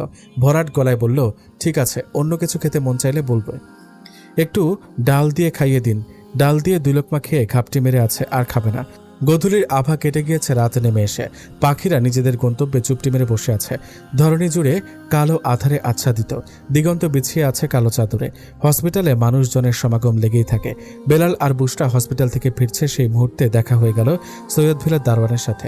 দারোয়ানকে পেয়ে বেলাল সন্দেহ গলায় জিজ্ঞেস করলো, চাচা আপনি এখানে? তোমার বড় ভাই ইয়াসিনকে কারা জানি আত্মহত্যা করে রাস্তায় ফেলে গেছে। বেলালের বুক কেঁপে উঠছে ভয়ানক কথা শুনে। ভাই খারাপ রাস্তায় গেলেও মায়া তো কমে যায়নি। ছোটকালে একসাথে হেসে খেলে বড় হয়েছে। দুজনের কথা কাটাকাটি আর দূরত্ব বাড়ে বন্ধুদের শ্রেণী বিন্যাস নিয়ে। বেলালের বন্ধুরা গরিব, আর ইয়াসিনের বন্ধুরা সৈয়দ ভিলার মতো ধনাঢ্য পরিবারের। বেলাল হাঁসফাঁস করে জানতে চাইল, ভাইয়ার কি অবস্থা এখন? দারোয়ান বলল, কাছাকাছি হওয়াতে প্রথম এই হাসপাতালে আনা হয়েছে, তারপর তোমার বাবা কিছুক্ষণ আগে এখান থেকে অন্য হাসপাতালে নিয়ে গেল। অবস্থা ভালো না হলে বিদেশের হাসপাতালে নিয়ে যেতে হবে। বুসরাকে বাসায় পৌঁছে দিয়ে বেলাল উদ্ভ্রান্তের মতো চলে গেল ভাইকে দেখতে। ঘন্টার পর ঘন্টা পেরিয়ে গেল, অথচ বেলাল আসছে না। বুসরা চোখের পাতা এক করতে পারছে না, চিন্তা হচ্ছে ভীষণ। দীর্ঘতম অপেক্ষার অবসান ঘটিয়ে রাত 2টায় বেলাল বিমর্ষ মুখে বাসায় ফিরল। বুসরাকে চিন্তিত অবস্থা দেখে বুকে টেনে নিল। সরি বুসরামণি, মোবাইলের ব্যাটারি ভালো না, তাড়াতাড়ি চার্জ শেষ হয়ে যায়। এ দেখো, ফোন বন্ধ হয়ে গেছে, তাই তোমার কাছে কল করতে পারিনি। আপনি আমার মোবাইলটা ইউজ করুন। দুজনের মোবাইল একই, একটা ব্যাটারি কিনলেই হবে। তুমি খেয়েছো? বাড়িওয়ালা আন্টি কচু তরকারি দিয়েছে, ওইটা দিয়ে ভাত খেয়েছি। তোমার কি খেতে ইচ্ছা করে বলো না কেন? কি খেতে মন চায় বুঝতেই পারি না। আচ্ছা, আপনার ভাইয়ার কি অবস্থা? কারা ওনাকে মেরেছে? তার বন্ধুরা। কি? হ্যাঁ, যাদের সাথে সকাল সন্ধ্যা সঙ্গ দিয়ে চরিত্র খারাপ বানিয়েছে, তারাই তাকে আধমরা বানিয়েছে। আমার ভাই কি বন্ধু পাতিয়েছে? কিন্তু তারা এমন করলো কেন? রাইমা ভাবির সাথে যখন অন্যায় বাজে বন্ধুদের পাল্লায় পড়ে করেছে, আজ মদ্যপ অবস্থায় তর্কাতর্কি লেগে যায় তাদের সাথে। ভাইয়া তার বন্ধুদের দোষারোপ করে, আর এতেই ওরা খেপে যায়। সবাই মিলে মারধর করে মাতাল অবস্থায় পেয়ে। এরা নাকি বন্ধু ছিল। আমার হাসি পাচ্ছে। আমার ফ্রেন্ড সার্কেল নিয়ে সারা বছর তিরস্কার করেছে। আমার ফ্রেন্ডদের তো নিজের চোখে দেখেছ, ওরা আমৃত্যু আমার ভালো সময়ে খারাপ সময়ে ঢাল হয়ে থাকবে। খুব ভাগ্য করে এমন বন্ধু মহল পাওয়া যায়। জীবনে বন্ধু নির্বাচন করা অন্যতম কাজ। আমার মা খুব ভেঙে পড়েছে। আপনাকে সাথে থাকতে বলেনি? না, থাকতে বলেনি। যতদিন হাসপাতালে আছে ততদিন দেখে আসব। আপনি বসুন, খাবার দিই। আমি নিজেই খেতে পারবো, তুমি বসো। সূর্য তখন মধ্য গগনে দণ্ডায়মান। তার প্রখর রোদ ছড়িয়ে দিচ্ছে ক্ষিপ্ত গতিতে। বাতাস নেই, ছায়া নেই, আছে শুধু ঘাম আর রোদের অস্তিত্ব। বেলালের মুখ থেকে হাসি সরছেই না, তার হাতে রিপোর্ট। কেমন যেন সুখ সুখ লাগছে খুব। হৃদয় জুড়ে প্রশান্তির স্রোত। পথিমধ্যে বুস্টার আদুরে ফর্সা মুখখানি অক্ষিপটে ভেসে উঠল। স্নিগ্ধ কন্যার স্নিগ্ধতায় বেলাল প্রেমের ভেলায় ভেসে গিয়েছিল আনমনে। তাদের ছোট্ট সংসারে ভরপুর রহমত ছিল অগণিত। দিন যত গড়াতে থাকে, বুসরা তত পাকাপোক্ত গৃহিণী হয়ে বেলালের সামনে উপস্থাপন করে, আর বেলাল প্রতিনিয়ত গুণবতী স্ত্রীর ভালোবাসায় সিক্ত হতে থাকে। তাদের সংসার পরিপূর্ণ হতে আরেকজন ছোট সদস্য আসছে। বেলাল ভেবেছিল বুসরা হয়তো এমনিতে অসুস্থ, এ নিয়ে সে খুব চিন্তিত ছিল। কিন্তু রিপোর্ট পাওয়ার পর এবং সুসংবাদ জানার পর তার জন্য পুরো দুনিয়া অন্যরকম হয়ে গেছে মুহূর্তেই। খুব সংকটের সাথে তাদের দিনগুলো চলছে। বেলাল টিউশনি ছেড়ে দিয়েছিল ভালো একটা কাজ পেয়ে, কিন্তু কাজটা ছুটে যাওয়ার পর থেকেই সমস্যা দেখা দেয়। এই সমস্যার মাঝেই খুশির ধারা হয়ে এই সংবাদ আসে। রাস্তা থেকে কতগুলো ফুল, চকলেট, আইসক্রিম নিয়ে বুসরা মনির কাছে হাজির হলো। বুসরা ভয়ে ভয়ে জিজ্ঞেস করলো, রিপোর্টে খারাপ কিছু এসেছে? নিজেই দেখে নাও। বুসরা ফ্যালফ্যাল করে তাকিয়ে আছে। একসময় হেঁচকে তুলে কেঁদে ফেলল। বেলাল বুকে আগলে নিয়ে অসংখ্য চুমু এঁকে দিল। তুমি একবারও বুঝতে পারোনি? না, আমি এমন কিছুই ভাবতে পারিনি। পাশের বাসার ভাবি আমার পিরিয়ড ডেট জিজ্ঞেস করেছে, তারপর গাইনোকোলজিস্ট দেখাতে পরামর্শ দিয়েছে। আমি কত বোকা, তারপরও কিছু অনুমান করতে পারিনি। এই নাও ফুল, চকলেট, আইসক্রিম, এগুলো ছাড়া আর কিছু দিতে পারলাম না। একদিন তোমাকে অনেক কিছু দেব, ভালো জায়গায় রাখবো, এবং অন্যান্য মেয়েদের মতো তোমারও গয়না থাকবে। ওদের কথার মাঝে বেলালের বন্ধুরা হৈ হৈ করে দল বেঁধে উপস্থিত হলো। প্রত্যেকে একসাথে বলে উঠল, স্বাগত বন্ধু, সবাই মিষ্টি এনেছে। বুশরা ওই রুমে যাওয়ার পর বেলাল সব কয়টাকে ভেতরে আসতে বলল। ফয়সাল আচারের বয়াম এনেছে সাথে। তুই যখন আমাকে খবর জানিয়েছিস তখন বাসায় ছিলাম। মা শুনে আচার ধরিয়ে দিল আমার হাতে। রাজিবুল, সাইফুল, রাজু তারাও কিছু এনেছে। বেলাল বলল, আমি তোদেরকে দেওয়ার দরকার, সে জায়গায় তোরা আমাকে দিচ্ছিস। উল্টো হয়ে গেল না? আরে কিসের উল্টো? ভাতিজি আসুক, চাচ্চু বললে মনে শান্তি হয়ে যাবে। দোস্ত কেমন লাগছে রে? বেলাল শুধু হাসলো। টানাটানির সংসার আর বাবার হুমকির মুখে বুশরার প্রেগনেন্সি জার্নি শুরু হয়েছে। এই প্রেগনেন্সি টাইম ভালো কাটবে তো, নাকি আগাম ঝড় এসে লণ্ডভণ্ড করে দেবে সাজানো সবকিছু? শুধু প্রশ্নই থেকে যায়। ধরনের নিকশ কালো আধারে মজে আছে। চারপাশ শুনশান নীরবতা বিরাজমান। বেলালের বুকে মাথা রেখে বুশরা ঘুমিয়ে আছে। প্রেগনেন্সির 7 মাস রানিং। অনেকদিন পর হঠাৎ করে বুশরার বমি হওয়াতে অসুস্থ হয়ে গেছে। বেলাল সবসময় স্ত্রীর পাশে থাকে এবং যথেষ্ট দেখাশোনা করে। বুশরা মাত্রই ঘুমিয়েছে। বেলালের চোখে ঘুম আসবে আসবে ভাব। ঠিক তখনই সে কিছু একটা অনুভব করলো। তার হাত বুশরার পেটে ছিল। বাবু হয়তো মৃদু নড়াচড়া করেছে, আর সেটাই বেলাল অনুভব করেছে। বুশরা তাকে জানিয়েছে ইদানিং নড়াচড়া বুঝতে পারে। বেলাল সতর্ক মস্তিষ্কে পুনরায় বাড়ন্ত পেটে হাত রেখে অপেক্ষা করতে লাগলো। অনাগত মেহমান বেশি অপেক্ষা করালো পিতাকে। বেলাল আপ্লুত হলো তৎক্ষণাৎ। চোখ জোড়া ভিজে উঠেছে মুহূর্তেই। বুশরাকে নিজের সাথে আরো চেপে কানের কাছে ফিসফিস করে বলল, বুশরামণি, আমাকে সাড়া দিয়েছে তোমার পেটে লুকিয়ে থাকা ছোট্ট জানের অস্তিত্ব। ঘুমন্ত বুশরা বেলালের আবেগ ঘন মুহূর্ত এবং কথা কিছুই শুনল না, দেখল না। রাত এখন 12টা। দরজায় করাঘাত হচ্ছে। বুশরার ঘুম পাতলা হয়ে এলো। অজান্তেই বুশরা বেলালের শার্ট আঁকড়ে ধরল। বুশরাকে আশ্বস্ত করে বেলাল দরজা খুলে দিল। 2 জন অফিসার বেলালকে অ্যারেস্ট করতে এসেছে। বিছানায় বসে বেলালের ভীতু অর্ধাঙ্গিনী থরথর করে কাঁপছে। বেলাল জানতে চাইল তার অপরাধ কি। লিসার বাবা অ্যাটেম্পট টু মার্ডার অভিযোগ করেছে বেলালের বিরুদ্ধে। বেলালের কাছে সব পরিষ্কার হয়ে গেল। বেলালের বাবাও তাহলে জানে সব। নিশ্চয়ই মোতালেব হোসেন নীরবে সম্মতি দিয়েছে যেন এবারের ঝটকায় বেলাল সোজা হয়ে যায়। প্রচণ্ড বিরক্তি দেখা গেল বেলালের মুখশ্রীতে। বুশরা কেঁদে দিল। পুলিশের লোক তাড়া দিচ্ছে তাদের সাথে যাওয়ার জন্য। বুশরাকে হালকা করে জড়িয়ে ধরে বন্ধু মহলে ফোন করে তাড়াতাড়ি আসতে বলল। সময় গড়ালো আরও 20 মিনিট। হুড়মুড় করে রাজীব, সাইফুল, ফয়সাল সবাই আতঙ্কিত হয়ে বেলালের বাসায় উপস্থিত হলো। পাশের বাসার প্রতিবেশীও এসে গেছে বুশরার কান্না শুনে। বেলালের বুক ধুকপুক করছে বুশরার ভয়ার্ত মুখ দেখে। বেলাল কতভাবে বুঝ দিচ্ছে, কিন্তু গর্ভবতী বুশরা অবুঝের মতো আচরণ করছে। বেলালকে আষ্টে পৃষ্ঠে জড়িয়ে ধরে হাউমাউ করে কেঁদেই দিল। ভয়ানকভাবে প্যানিক অ্যাটাক হয় বুশরার। বেলাল ছলছল চোখে রাজীবকে বলল, বুশরাকে কিছুদিনের জন্য তাদের বাসায় রাখতে। পুলিশের গাড়িতে বসে বেলাল আর নিজেকে ধরে রাখতে পারল না। বাবার কাছে কল করলো। মোতালেব হোসেন ইচ্ছা করে ফোন রিসিভ করছে না। নিরুপায় বেলাল মায়ের কাছেও ফোন করলো, আর মাও আজ মুখ ফিরিয়ে নিয়েছে নিষ্ঠুর হয়ে। ইফার কাছে, বড় ভাই ইয়াসিনের কাছেও কল দিল, কিন্তু কেউ তার ফোন রিসিভ করল না। ইফা ইচ্ছা করে ধরেনি, আর ইয়াসিন হয়তো মাতাল হয়ে পড়ে আছে। বুশরার প্যানিক অ্যাটাক হলে বেলাল ছাড়া আর কে সামলাবে? বাবার পক্ষ থেকে এত বড় আঘাত বেলাল কোনো কালে আশা করেনি। শুধু সন্তান তাদের বাবা মাকে আঘাত দেয়, কষ্ট দেয়, এমনটাই হয় প্রতিবেলায়। কিন্তু মাঝে মাঝে অবস্থা এবং পরিস্থিতি বদলে যায়। শ্বাসরুদ্ধকর একটা রাত পার হয়ে সকালের দেখা মিলল। বেলালের বন্ধুরা হন্যে হয়ে বেলালকে ছাড়াতে চাইল, কিন্তু ব্যর্থ। বড় বড় মানুষের টাকার পাল্লায় অল্প বয়স্ক মধ্যবিত্ত যুবকদের হয়রানি থেমে যায় অর্থের কাছে। রাজু বিদেশ থেকে প্রথম মাসের বেতন সাইফুলের কাছে পাঠিয়ে নির্দেশ দিল বেলালকে ছুটিয়ে আনতে। তবে টাকার কাছেও মোতালেব হোসেনের ষড়যন্ত্র ফিকে হয়ে এলো। বেলালের জেলে যাওয়ার 15 দিন কেটে গেল। বুশরার 5 বার প্যানিক অ্যাটাক হয়েছে। অন্যদিকে জেলখানায় বেলালকে ভিআইপি পরিবেশ এবং ভিআইপি খাবারের সাথে রাখা হয়েছে। বেলাল খেতে পারে না খাবার, গলা দিয়ে ভাত নামে না। পুরুষেরই চোখ থেকে অশ্রু পড়ে বারংবার। সপ্তাহে একদিন কয়েদিদের সুযোগ দেওয়া হয় 10 মিনিট করে পরিবারের সাথে কথা বলতে। প্রথমবার বুশরা শুধু কান্না করেছে। আজও ফোন করার ডেট। কাঁপা গলায় বুশরা জিজ্ঞেস করলো, কেমন আছেন? ঢোক গিলে বেলাল বলল, আছি মোটামুটি। বাবা ইচ্ছা করে আমাকে এখানে ফেলে রেখেছে। তুমি চিন্তা করো না, আমি খুব শীঘ্রই আসবো ইনশাল্লাহ। বুশরার বুক ঠেলে কান্না আসছে। বেলাল নরম গলায় বলল, বাবু নড়ে? এ পর্যায়ে বুশরার হেঁচকি উঠে গেছে। বুশরামণি, স্ট্রং গার্ল হয়ে থাকবে। যত নরম হবে তোমাকে তত পিষে মারবে। এ জীবনে আমি তোমাকে ছাড়ছি না। 20 বছর জেলে পড়ে থাকলেও তোমাকে আমার নাম থেকে বিচ্ছিন্ন করব না। বুশরা, বলুন। তুমি আমার সাথে দেখা করতে আসো না কেন? সাইফুল বলল, তুমি নাকি রাজুদের বাসা থেকে চলে এসেছো, একা একা আমাদের ফ্ল্যাটে থাকো। কান্না গিলে বুশরা বলল, রাজীব ভাইয়ের বোন আমার সাথে থাকে। এখানে আপনার গায়ের গন্ধ পাই আমি, তাই আমাদের বাসা ছেড়ে আর কোথাও থাকতে ইচ্ছা করে না। আমি চেয়েছিলাম আপনার সাথে দেখা করতে, কিন্তু শক্ত হয়ে থাকতে পারবো না, তাই দেখা করিনি। বেলাল তপ্ত শ্বাস ফেলে চোখ বন্ধ করে ফেলল। কেমন অসহায় লাগছে সব মিলিয়ে।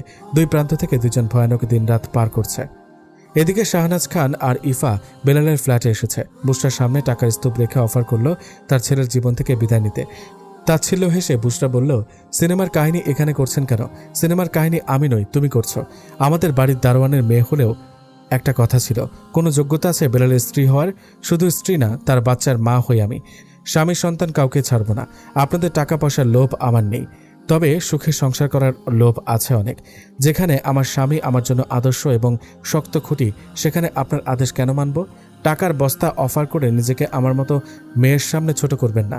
হ্যাঁ, আমার জন্ম হয়েছে বেদে পরিবারে, আমার বাবা মা ওই জাতের, তবে এই মুহূর্তে আমার সবচেয়ে বড় পরিচয় হলো আমি বেলাল হোসেনের স্ত্রী এবং তার সন্তানের মা। শাহনাজ খানের মুখ দিয়ে কথা বের হচ্ছে না, তার চোখ আটকে আছে বুশরা ফুলে থাকা পেটে। সৈয়দ পরিবারের বংশধর এই মেয়ের পেটে ঘাপটি মেরে আছে। কেমন অদৃশ্য মায়া আটকে যাচ্ছে শাহনাজ খান। ইফাও জানি কেমন করে চেয়ে আছে বুশরার দিকে। শাহনাজ খান আর একটি কথা অপচয় না করে হনহন করে বের হয়ে গেল। ইফা মায়ের কানের গোড়ায় ছোট আওয়াজে বলল, ভাইয়া শুধু শুধু মেয়েটার জন্য পাগল হয়নি আম্মু। দেখেছ কি সুন্দর মুখ, যেন পদ্মপাতার উপর পদ্ম ভেসে আছে। কয়দিন পর বাবু হলে আমাদের পুচকে আসবে দুনিয়াতে। এবার কি মেনে নিলে হয় না আম্মু? ওই বাচ্চাটা তো আমাদের বংশের। শাহনাজ খান বিড়বিড় করে আওড়ায়, গোবরে পদ্ম ফুল। পরিবার যেমনই হোক, মেয়েটা নিজেকে সামাজিকভাবে গড়ে তুলেছে। শুধু সামাজিক না, সাধারণের মাঝে অসাধারণ। বেলাল এই মেয়েকে ইহকালেও ছাড়বে না। আমার ছেলেকে আমি ভালোই চিনি। শাহনাজ খান দ্রুত সিদ্ধান্ত পাল্টে ফেললেন। তৎক্ষণাৎ মোতালেব হোসেনের কাছে যোগাযোগ করার চেষ্টা করেও করতে পারলেন না। মোতালেব হোসেনের ফোন বন্ধ। পরন্ত বিকেলে বেলালের সাথে মোতালেব হোসেন জেলখানায় দেখা করতে এসেছেন। বেলাল অসহায় গলায় বলতে লাগলো, আব্বু এত জুলুম করো না আমার উপর, আমার কষ্ট হচ্ছে এখানে। তোমাদের খাবার আমি খাই না, পেটে ক্ষুধা নিয়েও শুয়ে থাকি। আমার সাথে এত নিষ্ঠুর আচরণ কেন করছো? বুশরাকে ছেলের বউ মানো বা না মানো সেটা তোমাদের ব্যাপার। আমি তো ওই বোকা মেয়েটার মাঝে নিজের সুখ খুঁজে নিয়েছি। আমার সুখের ভেতর দুঃখ কেন ঠাঁই দিলে আব্বু? আমার অনাগত সন্তান আমার স্ত্রীর গর্ভে। তোমার মতো আমিও বাবা হব। আমি কি বাচ্চাটার মুখ দেখব না? তোমরা শুধু সোসাইটির চিন্তা করলে, সম্মান রাখার চেষ্টা করলে। ছেলেকে বিয়ের অপরাধে শুধু শুধু কারাবন্দী করে রেখেছ। এটা কি লজ্জার নয়? মানুষজন শুনলে তোমাকে লজ্জা দিবে না? এই আব্বু, তুমি 3 সন্তানের পিতা। আম্মুর সাথে সবসময় তুমি ছিলে, তবে আমাকে কেন দূরে রেখেছ? ওই মেয়েটা আমার ওপর পুরোপুরি নির্ভরশীল। আমার বাচ্চার কিছু হলে তুমি আমার মন থেকে উঠে যাবে। বাবা হয়ে ছেলেকে এভাবে যাতনা দিও না আব্বু। বেলাল চিৎকার করে বলল, এই আব্বু, আমি কাঁদছি। দেখো তোমার বেলাল কাঁদছে আব্বু, তোমার মন গলে না? এখানে আমার দম বন্ধ হয়ে আসে, আমার ঘুম আসে না আব্বু, খেতে পারি না চিন্তায়। আব্বু, আমার উপর সদয় হও তুমি। আমি তো তোমাদের কখনো জ্বালাইনি, তবে এই শাস্তি কেন দিচ্ছ? ভাইয়ার মতো আমার জীবনও শেষ হয়ে যাবে, তখন তোমার হুঁশ ফিরবে। বেলাল আহাজারি করতে লাগলো জেলখানার শিক ধরে। মোতালেব হোসেনও নিজেও কেঁদে ফেললেন। বেলাল থেকে দূরে দাঁড়িয়ে ছেলের অভিযোগ শুনছিল। আর ঠিক থাকতে না পেরে লিসার বাবার সাথে পরামর্শ করে বেলালকে ছাড়িয়ে আনলো সেদিনই। ভয়ানক জ্বর বাঁধিয়ে বেলাল উপস্থিত হয় বুশরা মনির আঙিনায়। পুরো 1 সপ্তাহ সময় নিয়ে বেলাল সুস্থ হয়। বুশরা গর্ভাবস্থায়ও যত্ন করতে একটু কৃপণতা করে না। বুশরার ডেলিভারির 1 সপ্তাহ আগে ইয়াসিন তাদের ফ্ল্যাটে আসে। ইয়াসিন বড় ভাইয়ের মতো দায়িত্ব পালন করে। বেলালকে ধরে বেঁধে সৈয়দ ভিলায় নিয়ে যেতে চায়। বেলালের আর্জি ছিল সে এভাবে সৈয়দ ভিলায় যাবে না। যেভাবে অসম্মান করে বুশরাকে বের করে দিয়েছে, সেভাবেই তার ঘাটতি পূর্ণ করতে হবে। সসম্মানে বুশরাকে শ্বশুর শাশুড়ির মতো বরণ করতে হবে। মোতালেব হোসেন শাহনাজ খান প্রথমে নারাজ হলেও পরে ইয়াসিনের কথায় রাজি হয়। যেদিন বেলাল বুশরা সৈয়দ ভিলায় যাবে, সেদিন ডেলিভারি পেন ওঠে। বেলালের রাজকন্যা বেলির আগমন হয়। বেলি ফুলের নিষ্পাপ শিশু মুখশ্রী দেখে শাহনাজ খান আবেগে ভেসে যায়। পুরো সৈয়দ পরিবার সেদিন আনন্দে মেতেছে। বেলাল তার রাজকন্যাকে কোলে নিয়ে বন্ধুদের সাথে কথা বলতে পারল কান্নার তোপে। কি এক সৌন্দর্য নিয়ে ভুবনে জন্ম হয়েছে বেলিফুল, ঠিক যেন বুশরার কপি। সময় গিয়ে 2 বছর শেষ হলো। বেলিফুল আদরে আদরে বড় হচ্ছে আভিজাত্য ভিলায়। ইয়াসিন স্বাভাবিক জীবনে ফিরে এসেছে বেলি ভূমিষ্ঠ হওয়ার পর। দাদা দাদি ফুপি প্রত্যেকের চোখের মনি বেলালের বেলি ফুল। বুশরাকে সবাই ধীরে ধীরে পরিবারের সদস্য হিসেবে মেনে নিয়েছে।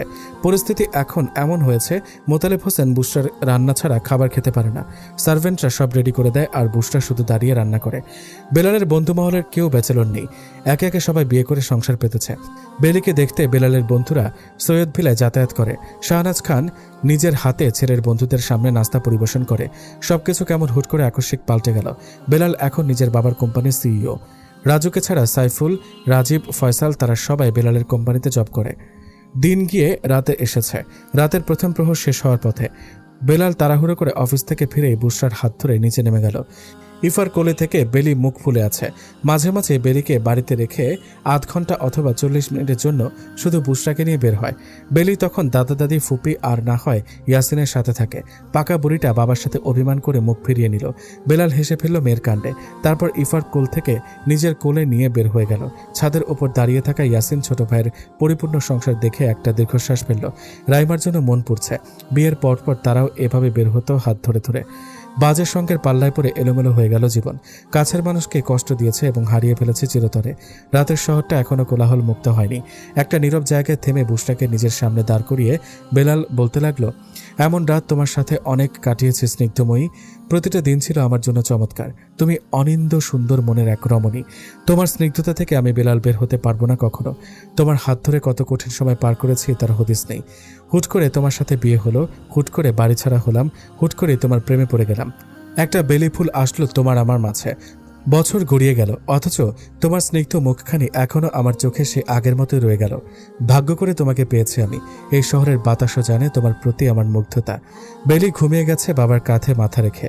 বুসরা ভুবন মোহিনী হাসি দিয়ে স্বামীর বাহুতে মাথা ঠেকিয়ে শোধালো, আমি ভাগ্যবতী আপনাকে পেয়ে। মনে হয় সেদিন আপনার হাত ধরেছি আর একটা সুখের বাগানে নিজের জন্য ঘাঁটি বেঁধেছি। এত যত্ন আর কেয়ারিং আপনার তরফ থেকে পেয়েছি, যার ফলে আমার মনে হয় না আমি কোনো নিম্ন ঘরে জন্মেছি। যুগ যুগ ধরে আপনার হাত ধরে শক্ত বিছানায় ঘুমাতে পারবো। 3 বেলার জায়গায় 1 বেলা খেয়েও সময় কাটাতে পারবো। বিলাসিতার দরকার নেই, শুধু আপনি হলেই চলবে।